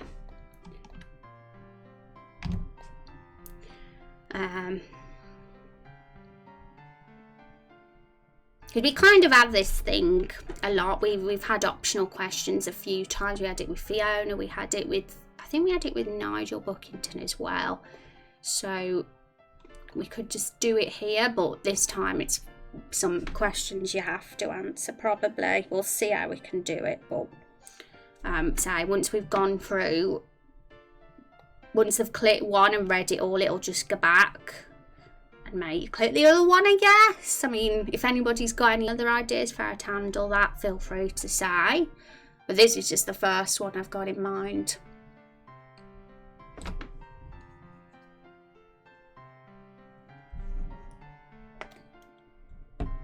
Hi Rose, just save Rose seems like a good brave option with the fruits blurting out the truth to try and stop the party.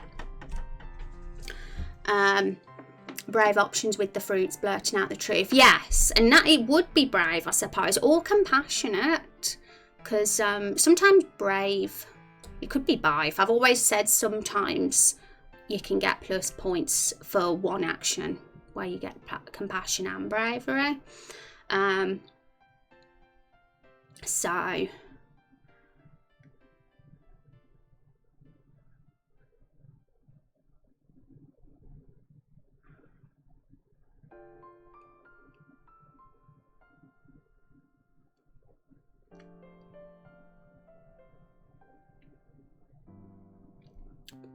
So I guess I'm thinking, should they be optional, or should we force these questions on the player? Because if they weren't told, then things aren't going to make as much sense. But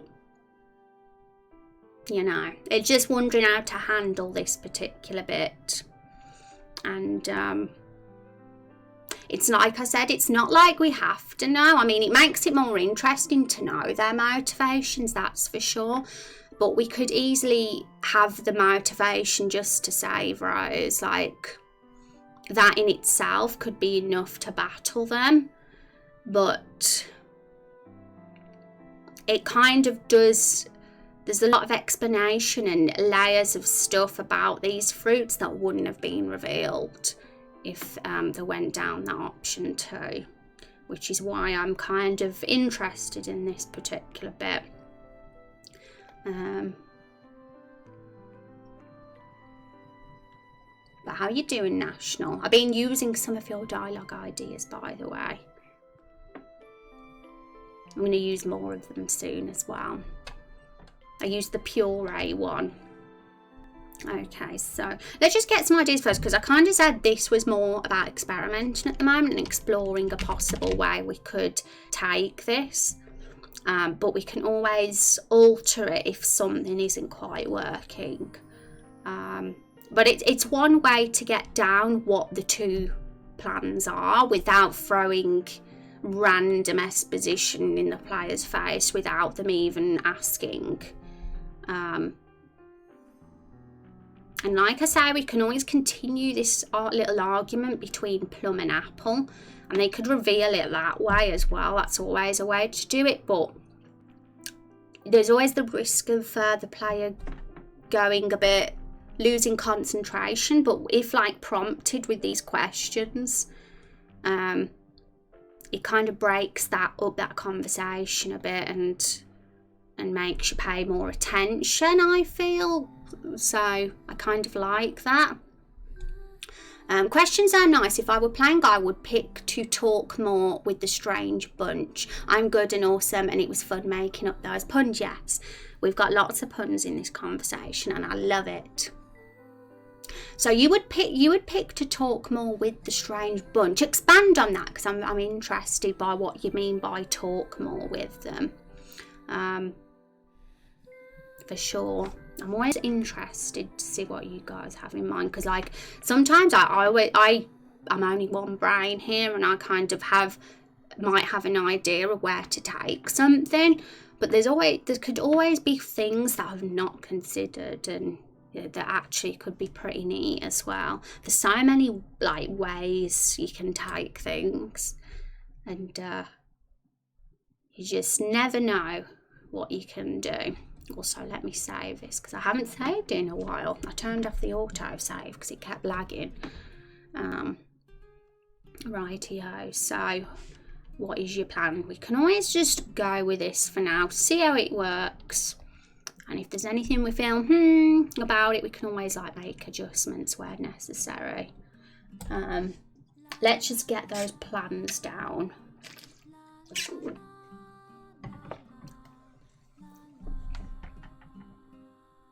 But like the main thing I'm thinking is, should we make these forced questions or optional? I guess that's really, because if a player decided to skip it and be like, I don't care about their plans, sod that, then they'd never find out, and they're just, they're lost.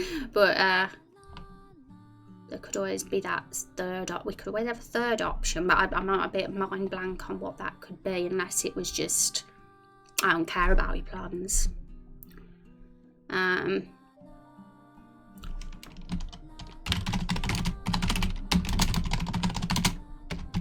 Oops.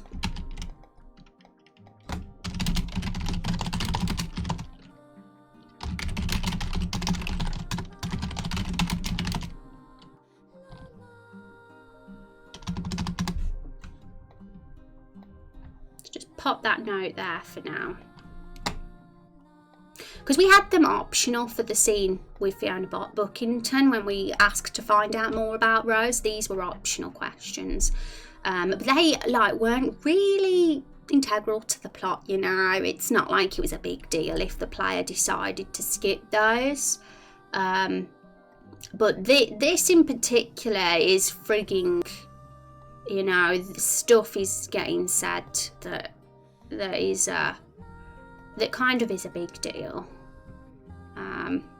It's not like it'd be a big deal to the overall story, but it's a big deal for the fruits and their little mini subplot. I don't want to sound like a jerkhead, but your keyboard is kind of loud. Yes, people have said that my keyboard is ASMR to them, which surprised me actually, because I was paranoid that it was annoying, but people were like, "Oh no, this is ASMR. It's great." Maybe I should tag it as an ASMR stream as well. Thank you for the Twitch Prime, by the way. But guys, I'm gonna just say here, I'm not gonna try and be quiet, because I've got enough to think about as it is, and yes, I might be loud with my keyboard, but it's just gonna be distracting if I get paranoid about my keyboard, so you'll just have to put up with it, I'm afraid. Okay, I enjoy the sound. Yeah, I'm glad that it's ASMR for some. Okay. I wonder if there are those in the world that see these inanimate objects coming to life as an effort to affront nature and have pledged to destroying them to restore what they see as the natural order. I'm going to copy and paste that, and put that in my notepad file, because it sounds interesting, and I usually like to read this sort of stuff off stream at the end when I can get my focus onto things. So what I'll do is I'll read that, and it's going to be something I'll put up for consideration if it works. That's for sure. Can we help some other way than letting our friend die, or what if we just lend you some blood, like a teensy bit rather than a whole vampire's worth? Yeah, that's always an option. We can always expand more on the Rose sacrifice dialogue, and give ourselves some moral points for the ones we say. And could we have one that shows that we don't give a damn about Rose as well, maybe? We did kind of do this here as well. The apple was sort of like, this isn't a good idea, the sacrifice, and we said Rose isn't going anywhere, we're keeping her, and we had the other option of, sorry, your friends are getting Rose. And then we had a reaction from Carol to show that Carol kind of is desperate for Rose to not get sacrificed right now.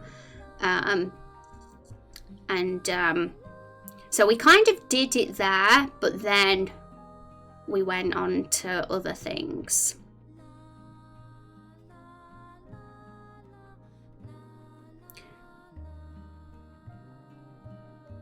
We went on to learning more about the fruits, and now we've gone back onto the plans. So it would be thinking where to just place that sort of thing if we did decide to do that,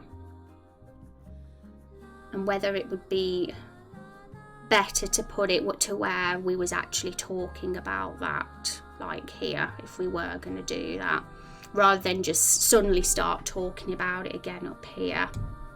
But maybe it would work. It's always good to consider different ways of approaching and structuring the scene. Have you any other games you've made or even finished, or is this your first big project? I've always been making games since I was 12, but most of them never got completed, of course, because I was young.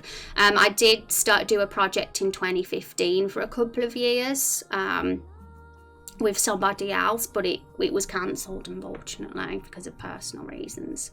But that did get quite a bit of attention online, but I don't tend to talk about it now because it got cancelled, and it was quite upsetting, because it was a passion of mine. I loved that idea, but nothing unfortunately came of it. So I try not to think about it too much now, and I'll just move on to other things, because there's always other ideas and which we're doing now. Just throwing things out there, no promises, they're actually good. Well, I've saved it, so I haven't read it properly now. It sounds interesting, but I haven't read it simply because I like to stay on the track of what we're working on at the moment, so my brain doesn't get confused. But I do appreciate it. I always like people throwing things, even if it's not on subject, even if it's for another part of the story, and I always just put into my notepad file, because I always just really am intrigued where people think certain things can go. I'm sorry, Tim, no problem at all. It was years ago. It's years ago. It's well forgotten about now. But yeah, it was fun doing it. I learned stuff.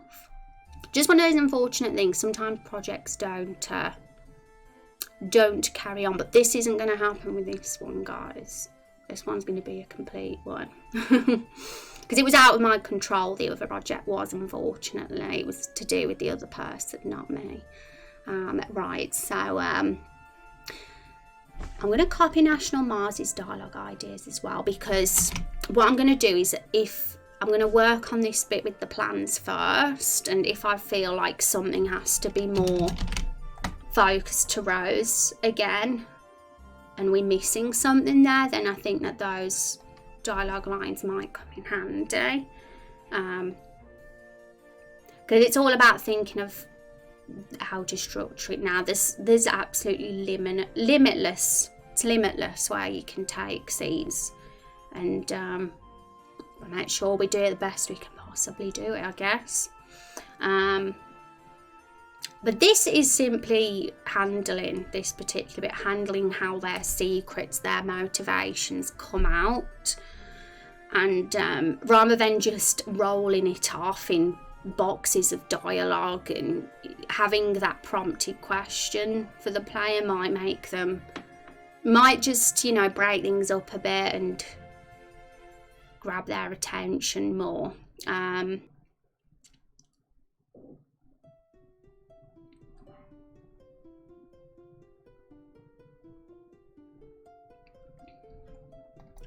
So, what is your plan? I don't know why I've copied that one. Let's see what we can do. So, if we go for an explanation on Apple's plan, it would be here.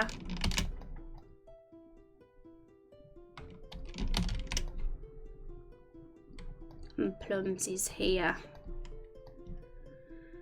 But the conflict between Apple and Plum, and Apple and the four of them, is sort of interesting to me as well, because it shows that it's more complex with these fruits, and it kind of is going to make it sad as well, in a way, when we do fight them, and Apple is part of that fight, because he will be. And yeah, might make the choice at the end a bit harder as well, because just to make it clear, this is kind of a unique battle where the player gets a choice whether he wants to kill them or not at the end. It was a community poll, and the community really liked the idea for this battle to get an option to keep them alive. This wouldn't happen in every battle, of course, but for these fruits, because the people really wanted them to return later in the game as a potential side quest. And if they were dead for good, then, you know, that makes it, you know, that couldn't happen. So people wanted to keep them alive. So let's just get rid of this text, because we don't want this text.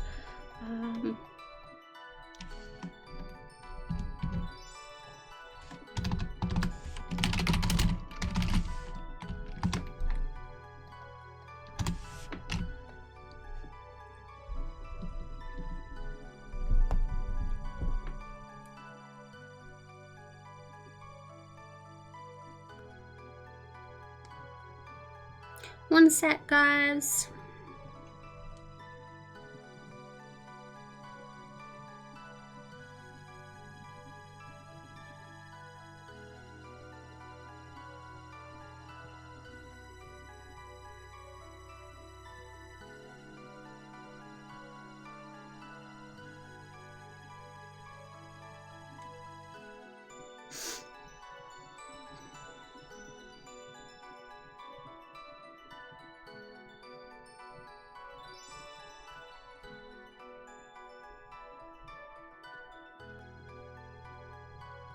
Sorry about that, guys. I'm back now.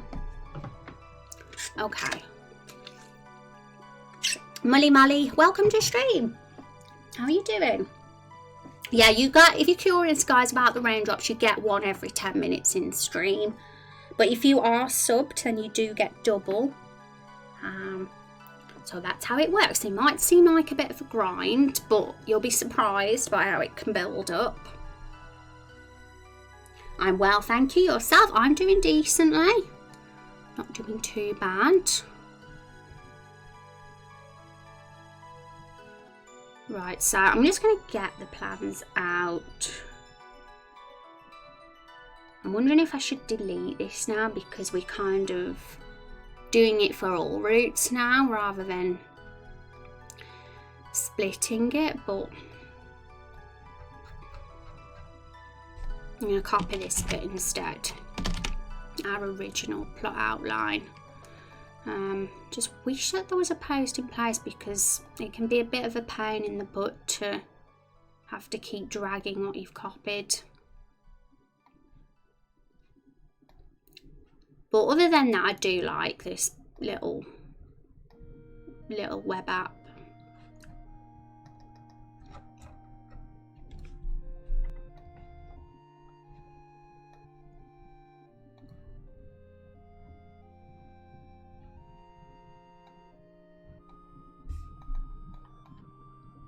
I'm going to delete what we've already done.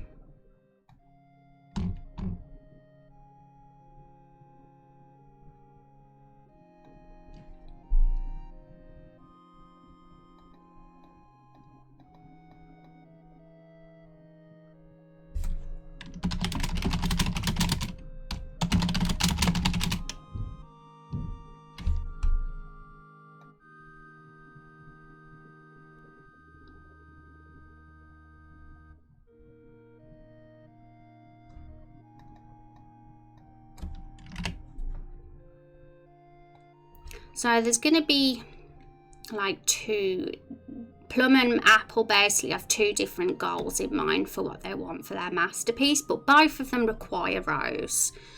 Apple wishes it didn't require Rose because he doesn't want to sacrifice anybody. Plum doesn't care, but the fact is they both need that ingredient to finish what they want to do, to be able to do it.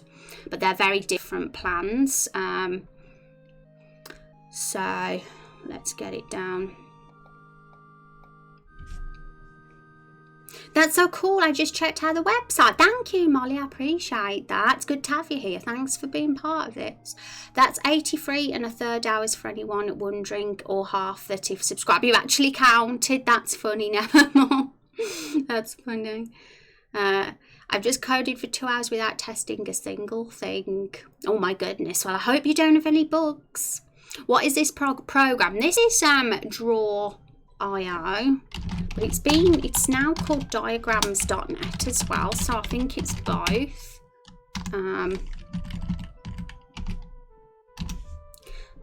This is what we use to write our dialogue because we have a lot of branching paths in our story, so it's a good organised way to get some flows in.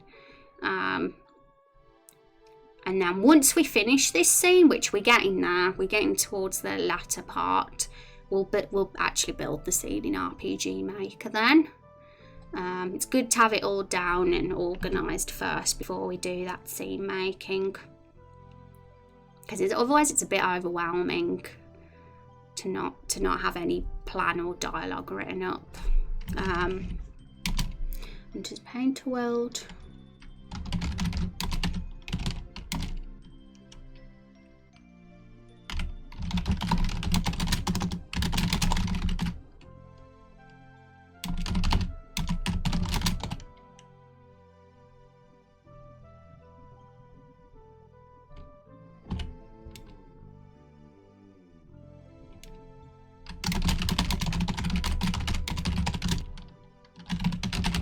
Don't know if that makes sense. I might need to reword that a bit. Yeah, this current summary is a little bit different though, because this was when all the fruits were evil and they made up a lie. This was a lie, and this is the truth. But since we made Apple more of a good guy, it kind of makes sense in my mind for Apple to genuinely have that motivation, but the others to have the evil motive. So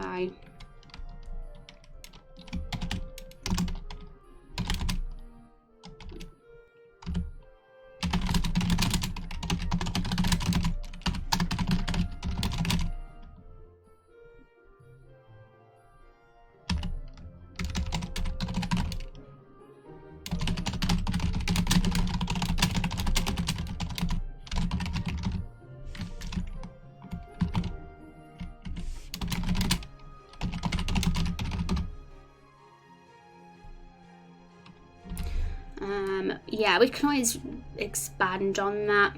Maybe it's a little vague.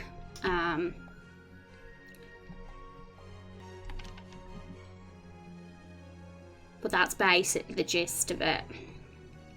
And then obviously when the party find out about that, that is another reason they need to be killed. Not just because they want Rose, but also because they're a danger to society with wanting to do that. So I think we can delete that now.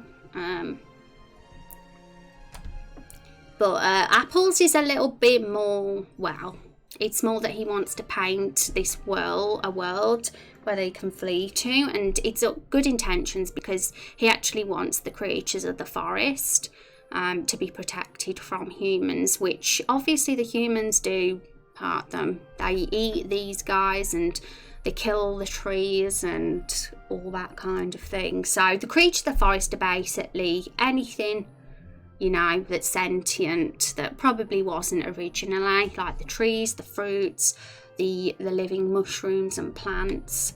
And Apple, yeah, I guess he does care about them, even though they're evil. I've broken my code. Oh no, I hope you get it fixed. Thank you for the host as well, Nevermore.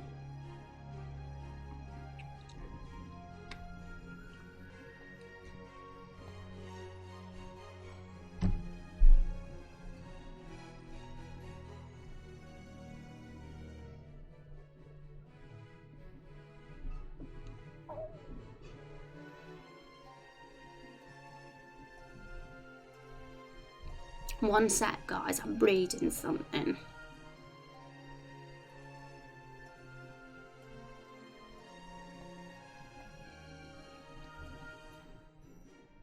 Yeah, so I've read what Nevermore said, so I kind of get the gist of it now. Something like the people realise these objects are coming to life and obviously they're going to destroy them because it's not natural sort of thing. That makes sense too. And it could possibly bring in a faction of people that believe in that cause. And some people, like, some people might not even be aware that this is happening yet because it's all so recent on the timeline.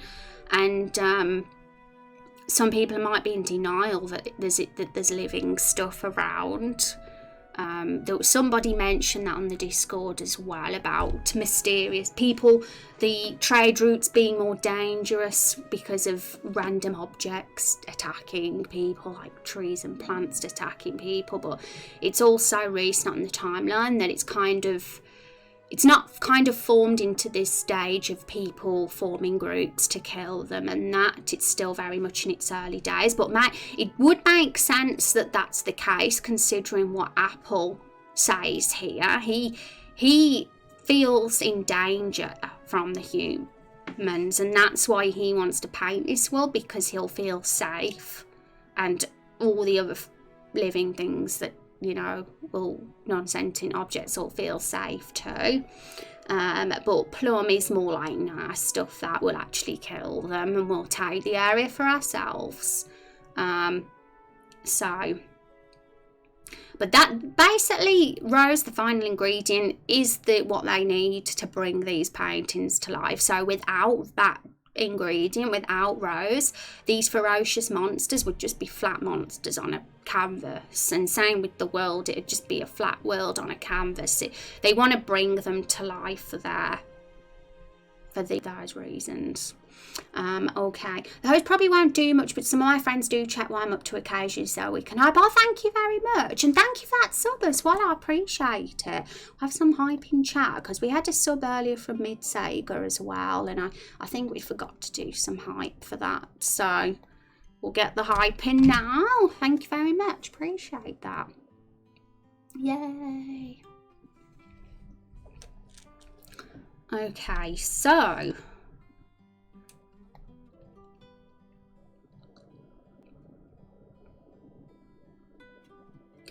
and from that point, like, we know what's going to happen from this point.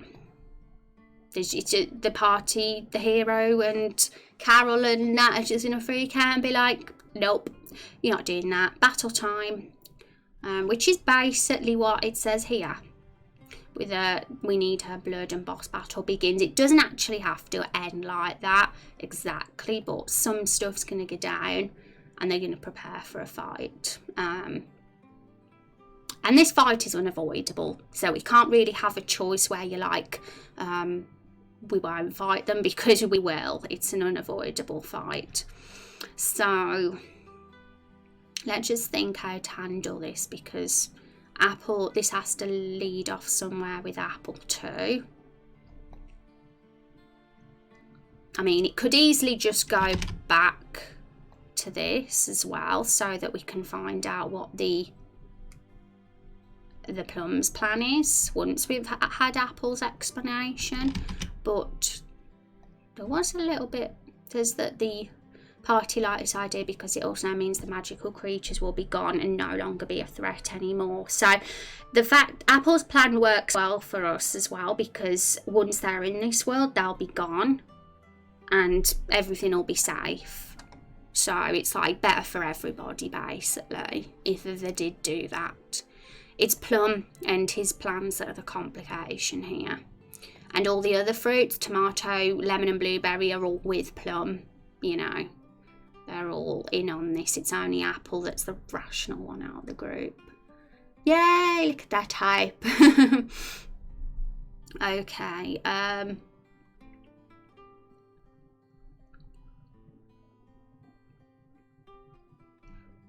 And it's a challenge as well with how we respond to this as a party, because Rose doesn't even talk. She's mute.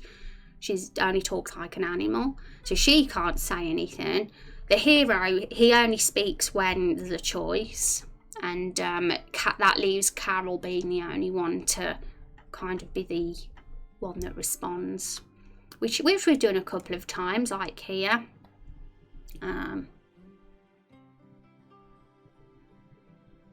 So we can always do that.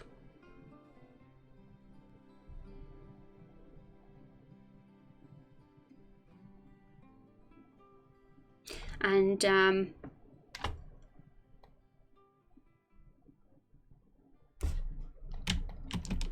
we could see how it works if we use Carol as the one to communicate. And she don't even have to say a lot. She could just say something like, "That's insane," or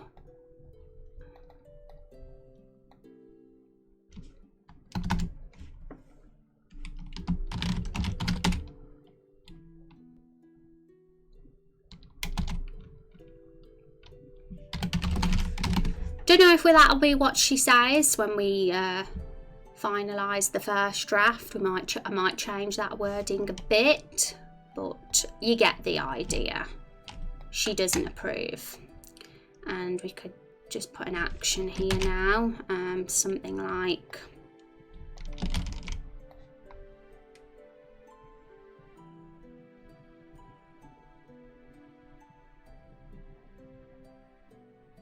and this is ultimately why I think the only thing we can do is make them force questions, because if they're optional, then how will we be motivated to fight them? The only other way would we just be like, well, we're not fighting you because we don't want to give you Rose to you.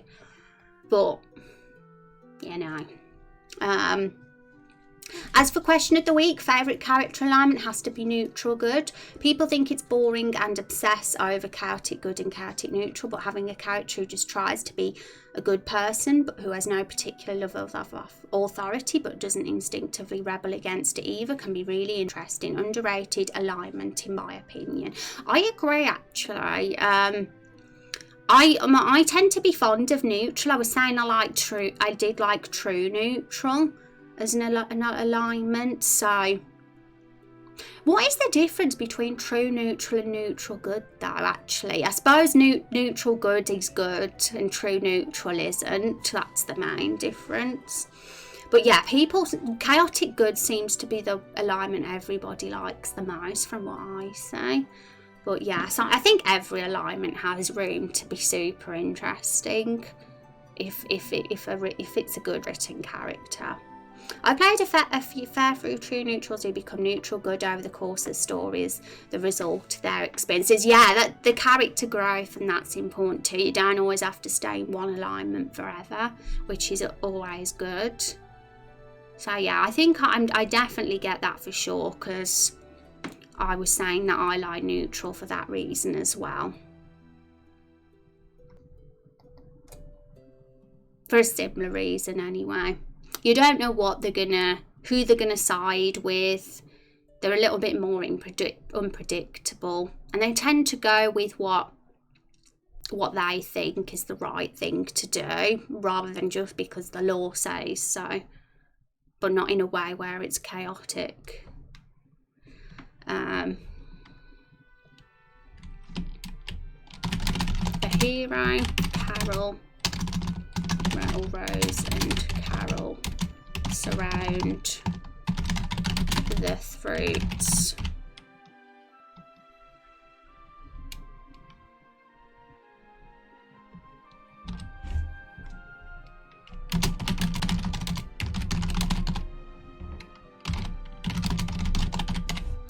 The hero draws his or her weapon. So something like that after that is like a really simple thing, like an action, just like a reaction from Carol and that, without, you know, us having just a load of dialogue where we show we disagree and tell them how evil they are. We can just keep it simple like that if we wish. I mean, that's an approach.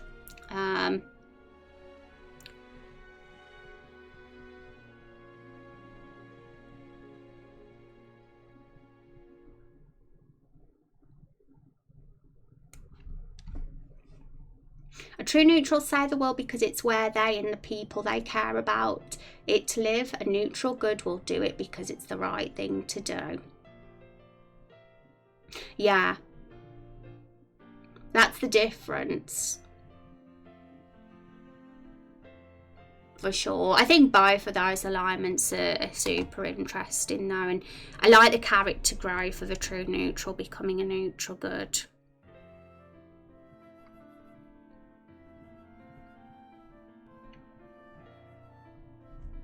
I always like the anti-hero. Okay, so we could have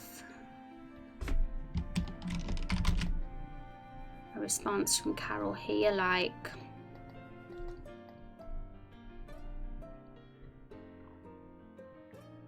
and I might look at this again off stream later and think some things might need a bit change. Sometimes I need to do that. Sometimes you have to look at things with a new set of eyes after, but we'll see.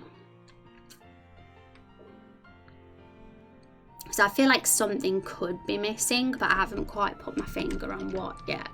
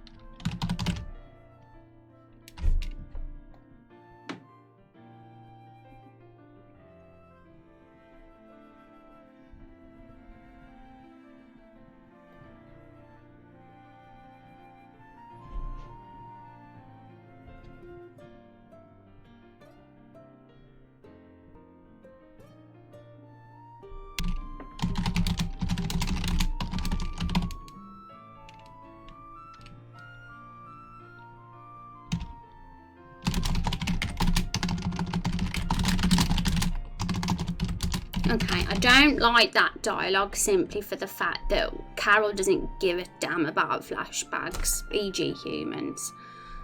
So I don't know about that wording. I might change that a bit. But that is basically the gist of it.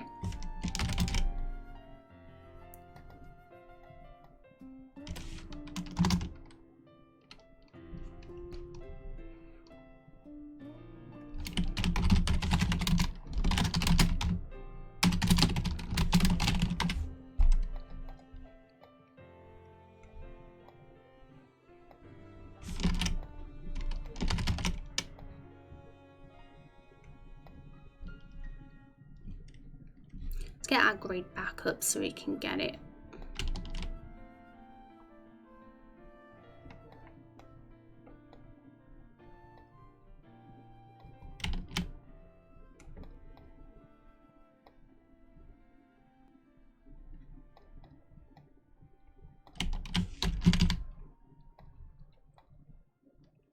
But yeah, thank you for answering our question of the week as well, because I'm always intrigued to see what you guys say, and I can learn stuff as well. Okay, we'll move this across.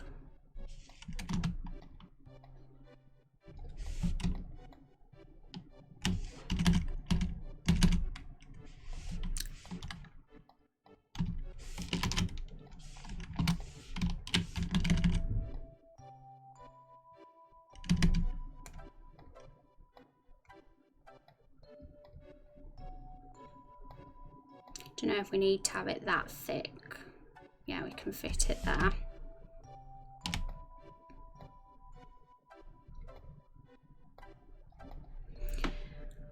Okay, so that's basically the structure of it. I'm not sure of the dialogue that's in the boxes, but that would kind of be how it would work.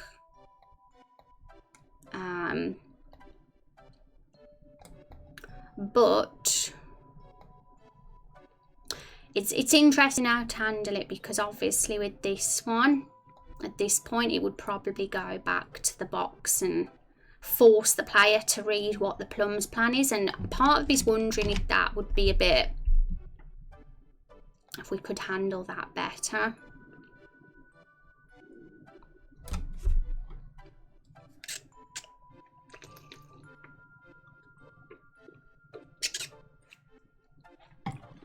So I need to have a think about that one.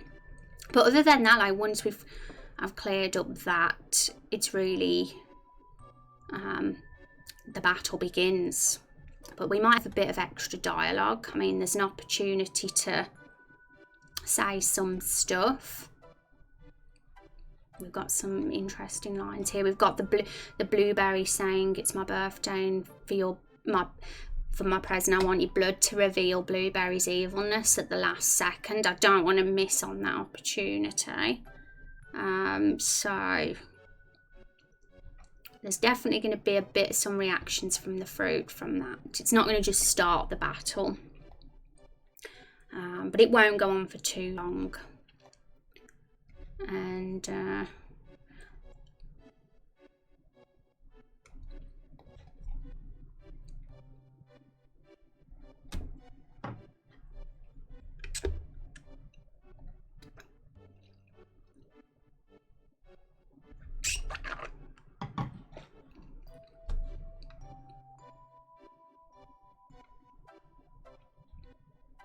And yeah, there's the option to like go further with the rose choices rather than just keep it to that. But I don't know, at this point in the game, Rose is pretty much a stranger to us. I don't know if I class her as our friend quite yet. We've just met her.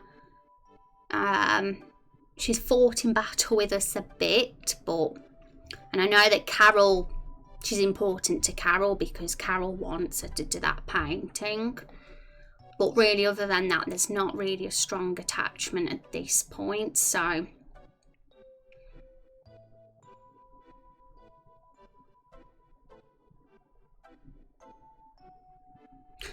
really, I think ultimately it's their plan that makes them begin the fight rather than helping Rose.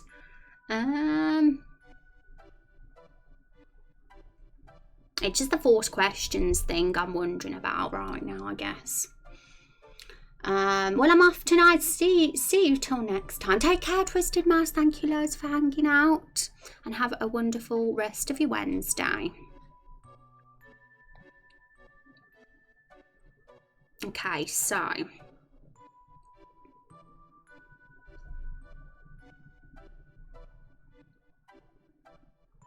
yeah, it would, if it was optional, it would feel a little bit less forced and probably work out better. But the only problem there would be that there'd be absolutely no reason to fight them other than, you know, wanting to save Rose. And I don't think that's a strong enough motivation, because we wouldn't have gone to the middle of the Everbloom Forest in the first place. If we weren't going to do that, we'd have never have gone there. It would seem a bit odd for us as the hero to just suddenly change our mind when we had every intention to sacrifice Rose. And it feels like, yes, definitely finding out some evil plan would give reason to put an end to them. And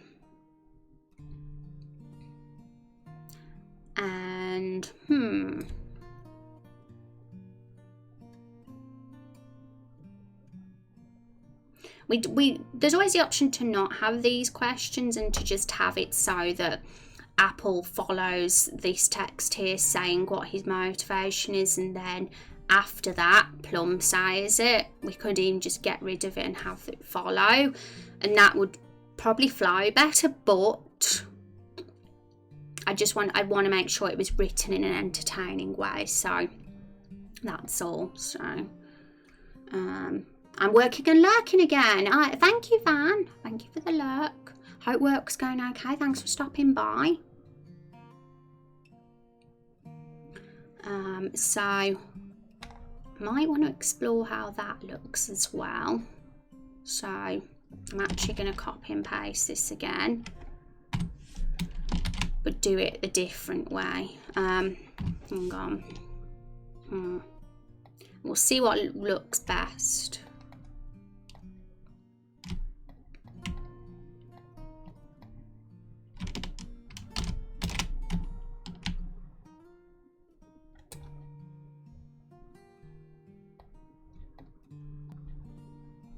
So, you know, it won't work without her sacrifice. And yeah, would it even, it seems like a bit random for Apple to just suddenly say that without being questioned by the hero, so it probably would need to be reworded and said more naturally.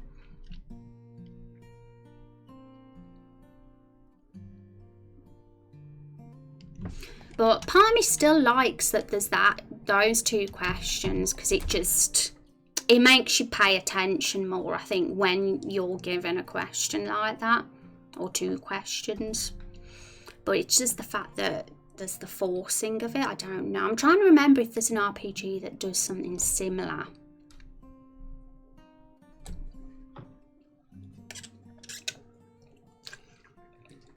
Sure there be an option to go back and ask for both plans, because I'd want to know both before making a choice. Yeah. Well, it's weird, because it's not like you have to make a choice here. It's more about knowing the motivations of the two rather than picking between them, because it's just understanding their two plans better, just being informed, if that makes sense. And it's once you know what their plan is that you'll realise you have to fight them, because yeah, that's bad. But there's just something about it I'm not sure of. There's something I'm thinking isn't working and might just need a slight adjustment, but I can't put my finger on what it is that's bugging me about it. It's a really it's an odd one. But yeah, it's we can easily go back. Like, we could handle it like this, where if they say what's Apple's plan, hang on, how do we do this? It's not letting us drag the arrow over here. Yeah, it's going over and it looks messy, so we might need to make our own arrows like this.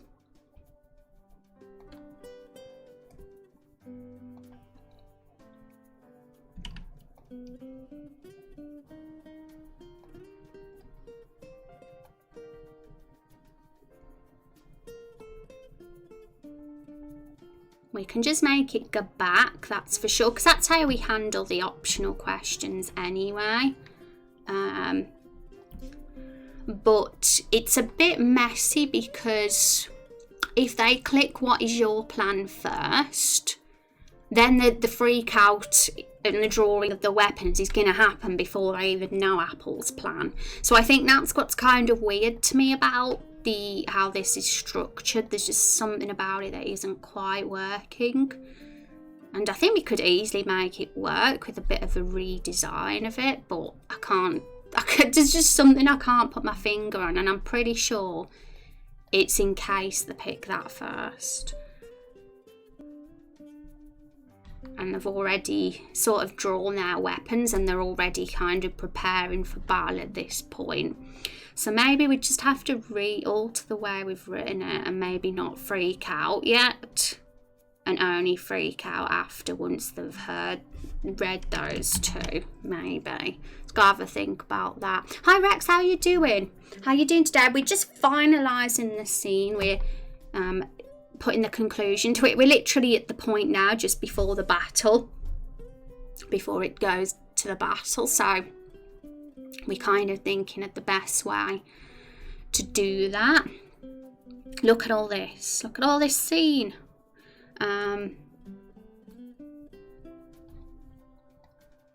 don't know why it's being a butt face and being weird with there we go.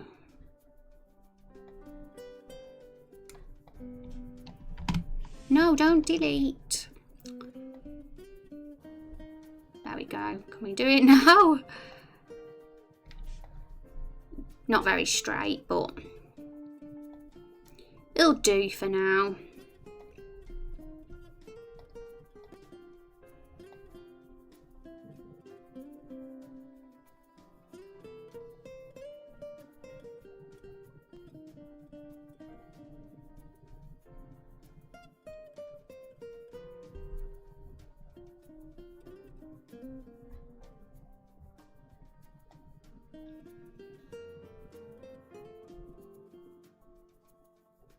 I mean, would it be weird if it was just one question and it's like, what's Apple's plan, and we don't get the what's Plum's or what's your plan until after the dialogue? Or does that, would that seem weird? I don't like it when things seem forced. Something about that I don't like. I always like to think of other ways to do things and reveal information in a way that's done cleverly and subtly, rather than, oh, it got revealed because you were forced to click on a choice box. But maybe I'm being too critical there. I don't know.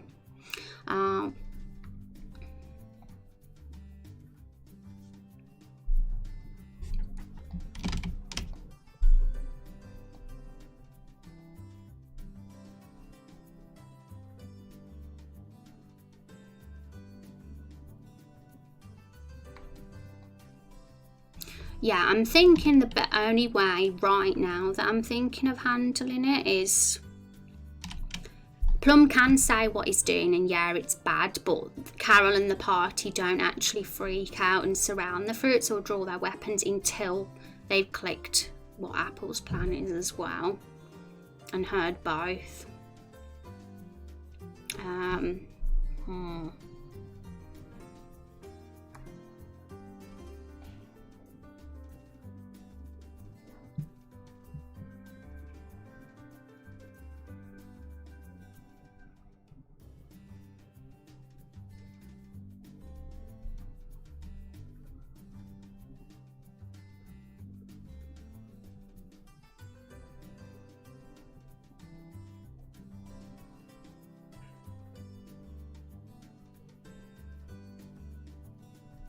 Okay, so I'm not going to think about this right now because I think it's going to help to think about it afterwards.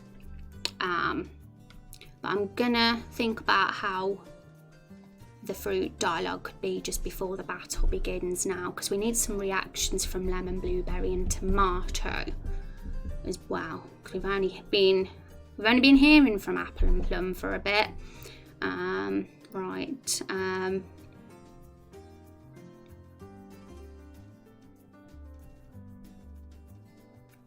So we've got some punny, funny, amusing dialogue lines that could fit for something like preparing for battle.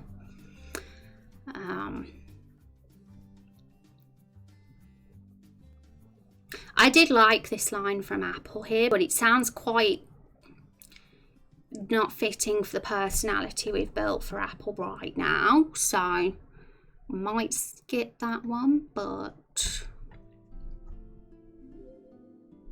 thank you, Drifters, for the follow. I appreciate that. Welcome to the stream.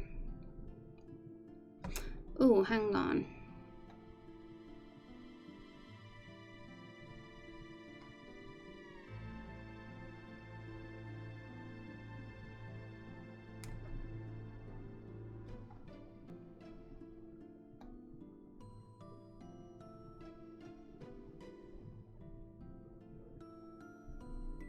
Hello, how you doing? Welcome.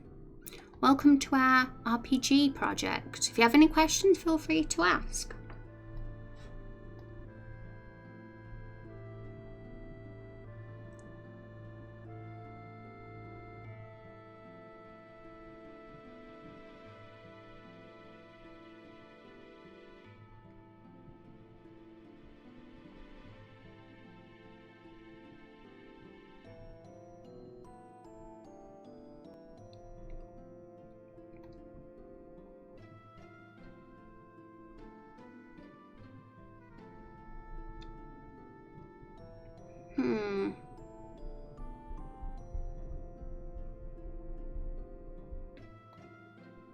So the most important thing out of everything, I mean, some of these lines could fit. I've got to have a think about it, what order and stuffs. But the blueberry does need to reveal his bad side, that's for sure.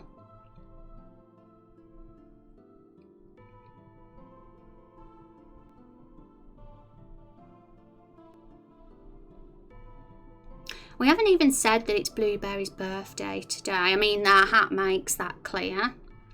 The birthday hat. And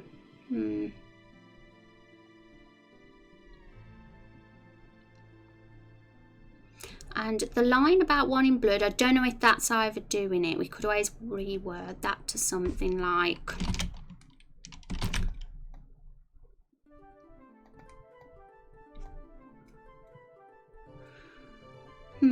My mind has gone, you know, when you get, it's definitely drawing a blank now.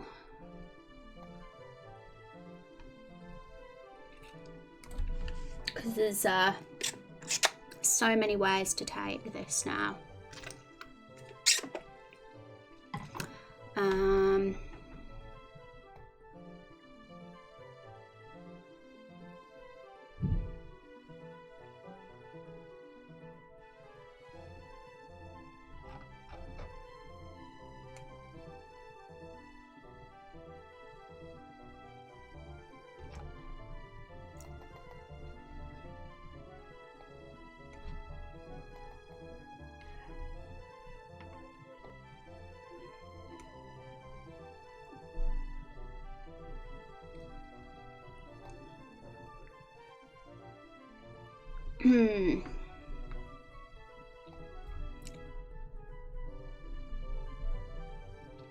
Okay.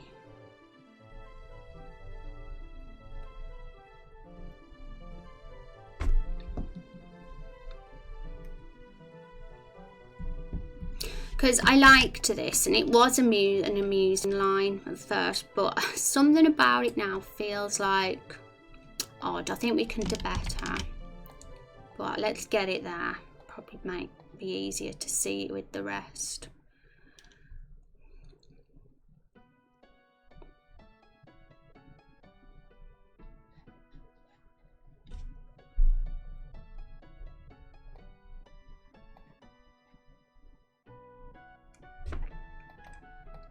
Because the plan was for Blueberry to just like, he was meant to be this cute, adorable character, and then all of a sudden, just as we're about to go into battle, he says something really unexpected and subverts people's expectations by saying something super evil and revealing his evilness. But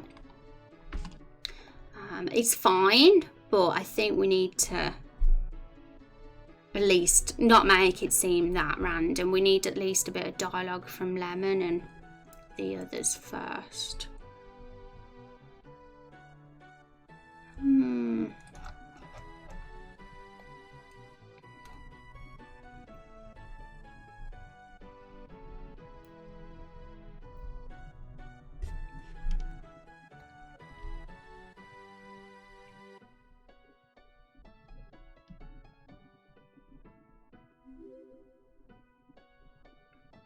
Thank you, Mal, for the follow. I appreciate that. Welcome to the stream. How are you doing? I really like this line.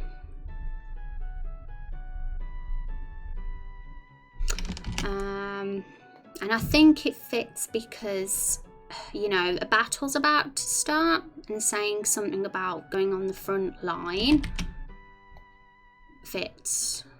And Lemon is going to be on the front line, so it's like they're just preparing for battle and getting everyone's formations in place. But who would say it?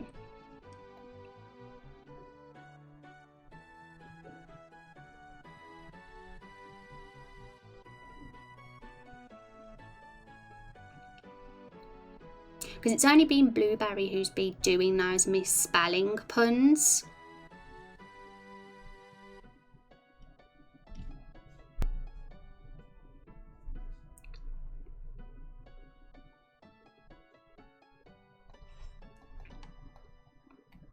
But Blueberry totally wouldn't be the one ordering instructions.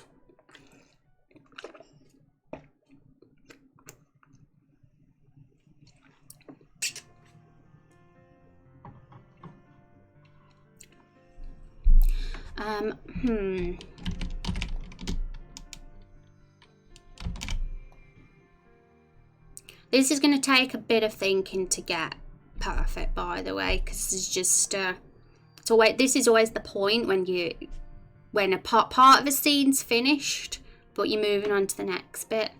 You want to make sure you do it right. So, and I've got no plan. Once again, like I said yesterday, I've started to do these dialogue streams without even having a plan, so you get to see the complete raw, no planning, creative process here from me right now. This flowchart looks super cool. It's amazing how much progress is made. It's so organized. Yeah, it's I mean, we're getting there. Like, we're getting towards the finalizing this scene now, that's for sure, when you can see it as a whole like this. Like, let's zoom out. So start the scene now, and we've done all this, you know. It's all these just little bits now, just making it all fall into place perfectly, where you think, yeah, that's it. Because right now it's like, oh, how are we going to handle this? That's kind of what I'm going through now, but we're getting there. We're doing really well. So got to get into the mind of the fruits. Who is gonna say something first when the hero draws his weapon? Apple definitely will, because he doesn't want to fight. But then he'll realise he's got no choice, you know.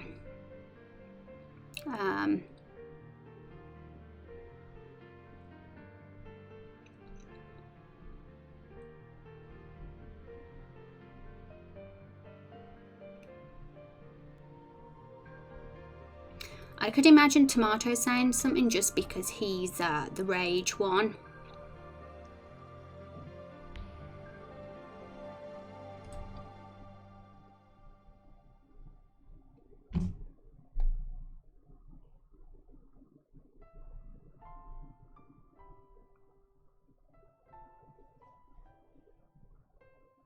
Ooh, this was a good line and I really liked this one. I'm going to just, we said potential for dialogue to be more evil here as well.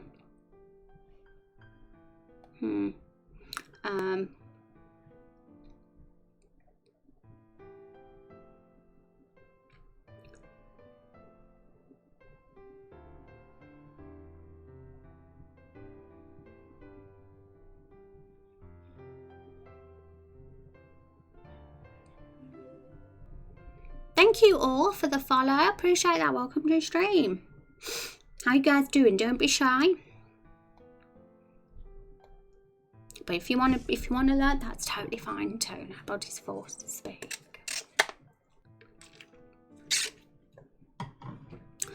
I really like this line, and I'd love him to talk about Rose when he says it because it fits. But I don't know if there's a place for it right here. But I'll leave that line there for now.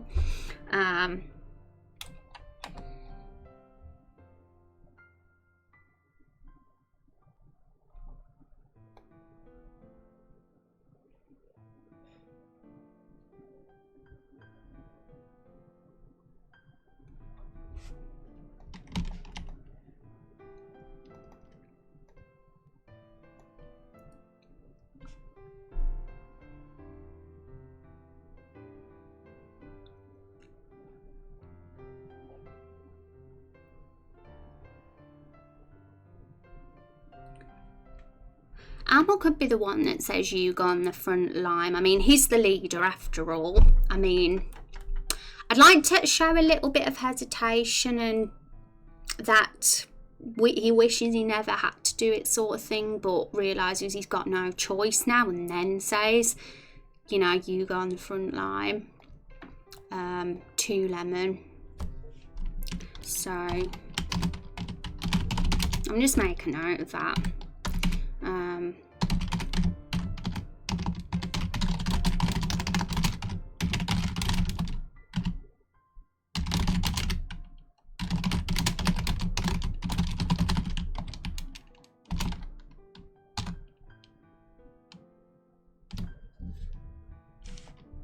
Or we can put that in the action here because I've tended to use the blue box for actions.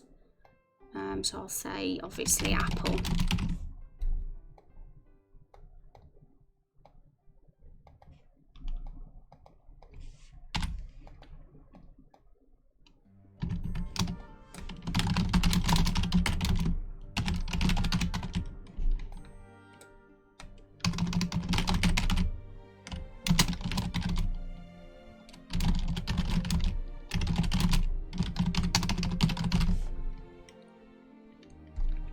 Yep, and I'm typing and my keyboard's probably being super loud right now, and I'm going to be typing a lot, especially in dialogue streams. So, yes, gotta put up with that, I'm afraid. Gotta put up with it. I'm too broke to afford a new keyboard, so gotta put up with it. Why have we got this little bit of, there we go. Text here. I think that's gone now.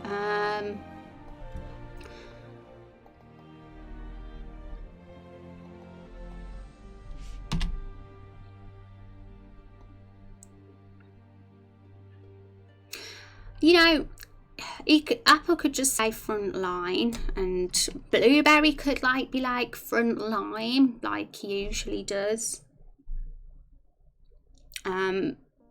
But Lemon telling off Blueberries for calling him a lime seems a little bit harsh considering their closeness. But you know, there's nothing wrong with Lemon like disciplining Blueberry either. So we could go that direction because something's weird about Apple saying a pun. It's kind of not his character, and I think it's a bit. Could be a bit much putting all these puns in. I'd rather stick it with Blueberry because that's kind of who's being the pun person. So let's see how this works.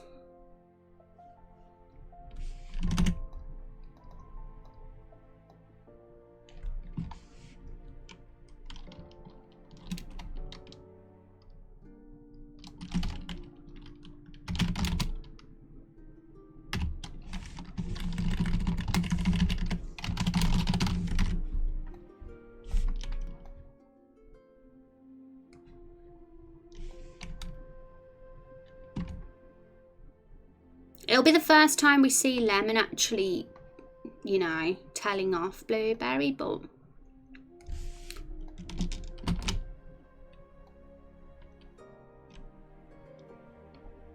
you know, he's not too soft. He's still got that gruff, moody, grumpy personality, even with the people he loves. You know, I think that birthday line is funny. Yeah, that's what I was wondering about. I was like, kind of, is that too over the top? And I was like, you know, the whole point of this line is that Blueberry's been really adorable in the whole scene. But the fact is, Blueberry's a psychopath, but we haven't revealed that yet. And I wanted it to be a shock.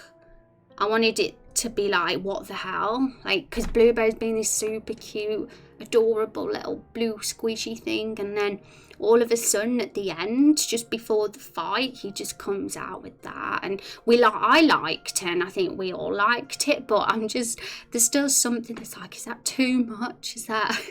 Is it too over the top, or does it actually work?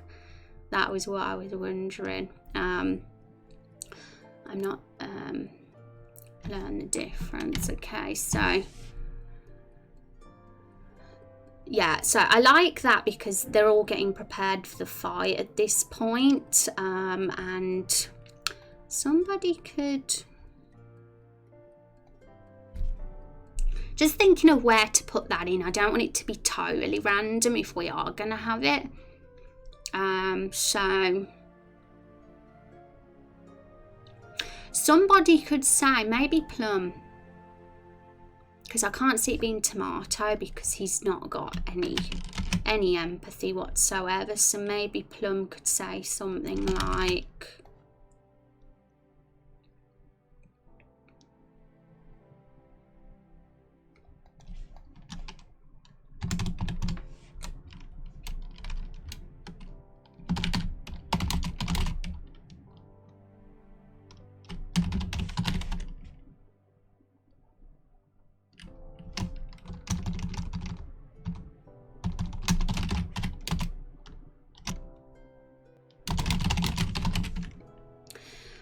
I'm like,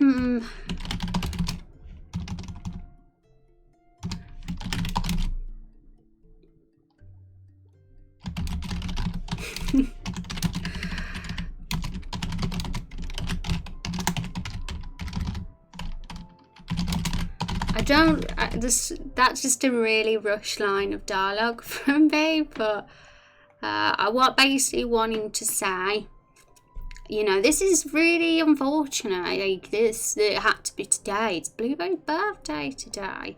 And I feel like Plum might have some empathy.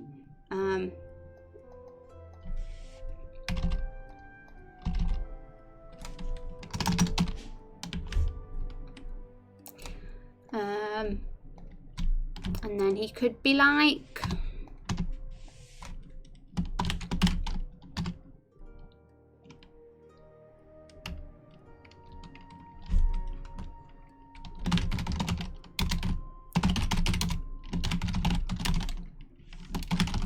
yes, it's my birthday, and for my present I want your blood, or my gift. Is gift better than present? It's a bit short, makes it a bit shorter. And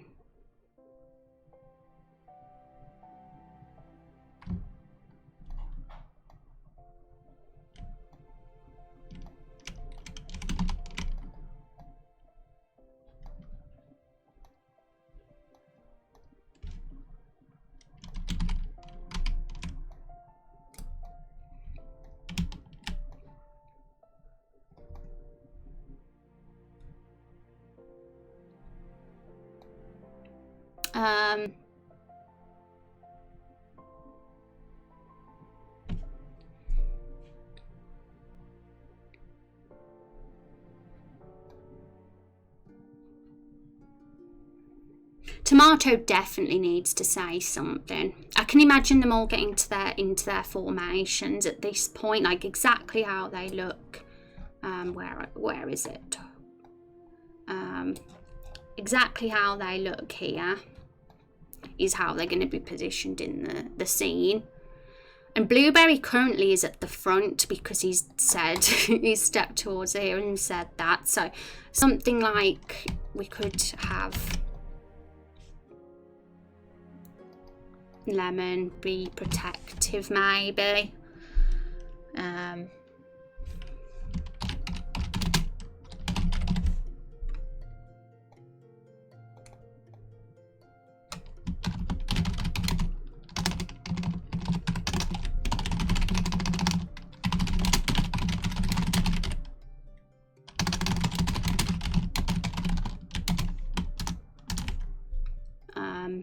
Something like that. I don't want to delete this. I keep moving it like that just in case I want to refer to it again. So we'll just move that rather than delete it.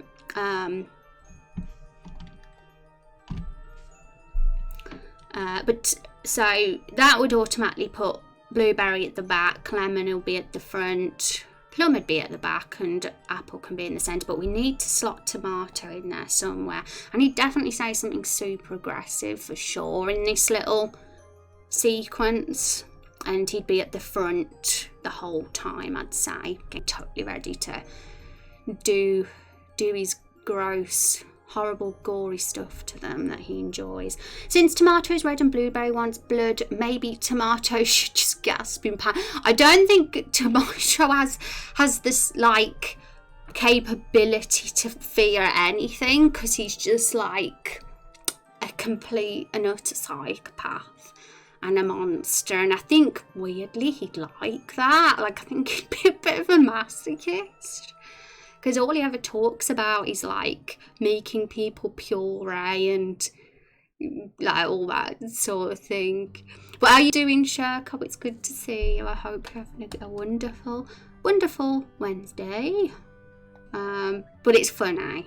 If Tomato was more of a scaredy cat coward character, that would be definitely a good thing to do. I'm doing good, yay.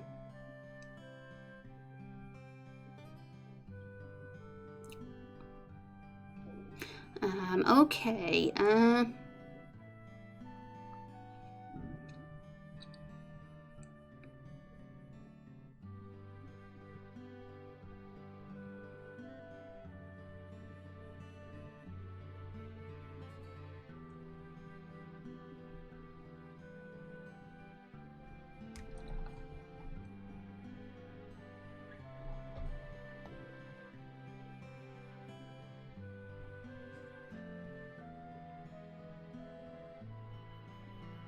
And let's just get Tomato's box. We'll at least put him there. Even if we don't have text for now for him, we'll just stick him there.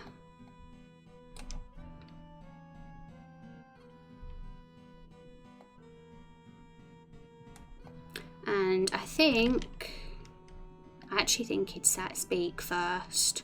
Being the rage one, you know, maybe before Apple.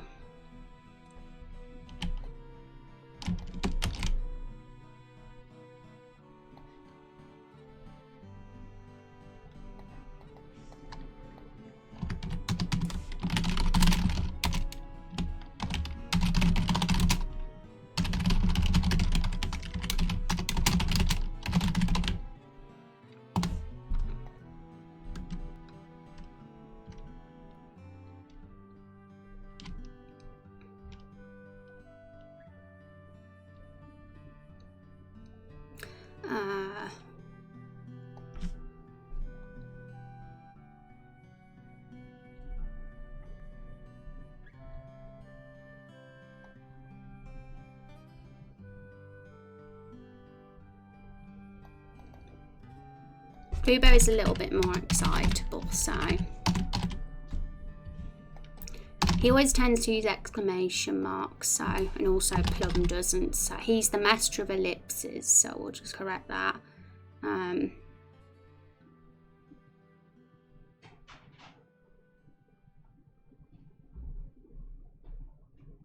then battle begins, so we could just say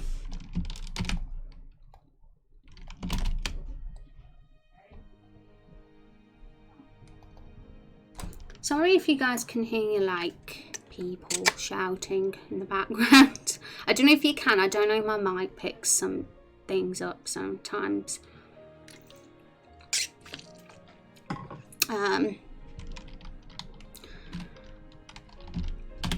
Battle begins.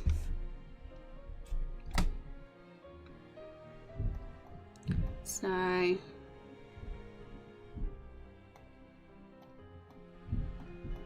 we go. It's a bit messy. Everything's not aligned with the grid right now, but I just wanted to get it all in.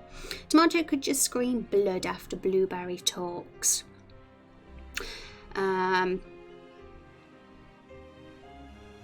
Yeah, that's always true, like, because you get excited by the thought of blood. It's an opportunity for Tomato to actually speak then, rather than at the start. I actually think that could work. And it doesn't matter if it's a bit of a delayed reaction for Lemon to push Blueberry back. In fact, it probably will help more if Blueberry stays in that front line for a little while, just so we can register that. There we go. So I don't know whether we just said blood. We could have an opportunity to stretch that even more. Like, he could definitely talk about the blood and all the really some gross stuff, but it'll be a good opportunity to show how twisted he is, with potentially making it something really gross. But yeah, something like that would work great as just before the battle begins, because they'll have all got into position and it'll begin at that point. So really the only thing to do now is just to tidy up what's going on here when the party find out the plans. Just want to tidy that up because it's a little bit undecided how I'm going to handle that at the moment, but everything else is really sort of there. I'd say might have to just make sure that every dialogue line that flows and sounds good, but other than that we're making good progress. We're sort of there, we're getting there now. We've done it, we've got the foundation, the framework all there. We're going to make a smoothie out of you. I do like that as well. So we'll just get that in for now. It's better than nothing. And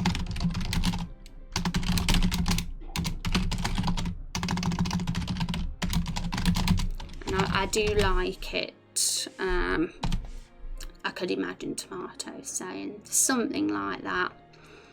He kind of has that theme. He's super violent with everything he says.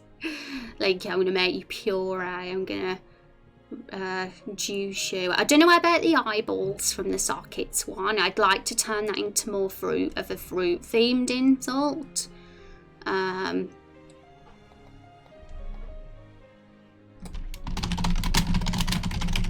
For that particular one. But I do like what we've got going for the others.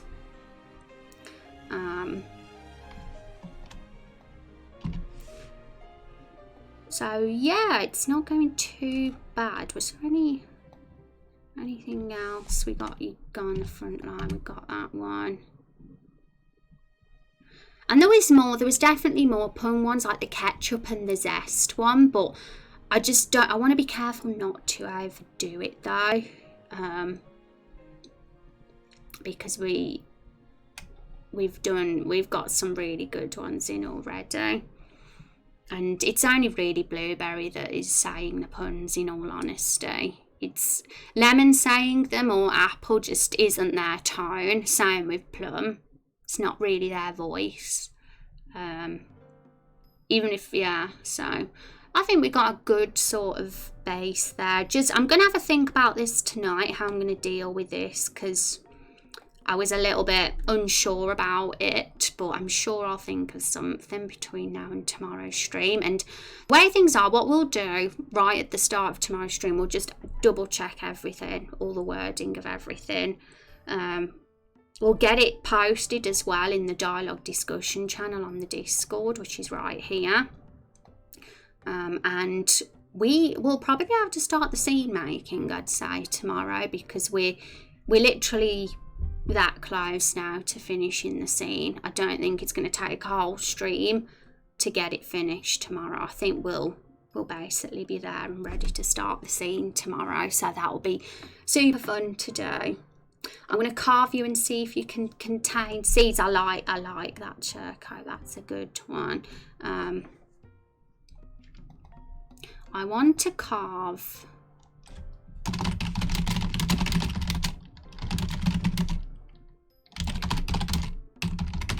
Yeah, don't know about the word contain. Might be a little bit too descriptive for a teenage emo fruit who doesn't really have much of an IQ. But I do like the sentence, so I've just put brackets after contain. Also, I tend to say wanna instead of want to for tomorrow, because he's more of a teen lingo going on with him. See if the seeds fall out. Yeah, and see if... yeah, that could work too. See if seeds fall out. I'll put that for now. We'll see what words better. I'm going to look in the thesaurus and see if there's a more simplified word to that, because I did like the way that's worded. So awesome. Thanks for your ideas. Super cool. I love it, guys. I'm really excited to put this scene together. Honestly, it's just tidying up now, and it's basically done. And it took a little bit longer than I thought, because, you know, I thought maybe we could get this scene done on Monday originally, but I'm really happy that we've spent longer on it, because we've got a better scene from the extra time, and it's better than I thought it would be, than I originally thought. So shall we pass the love to somebody else, guys, before I head off? It's after 6. I should have gone before a while ago, but I got carried away and I wanted to finish the scene. I'm a tomato in real life. I guess you think so. Why do you think you're a tomato? Tomato's evil. You're not evil, Shirko.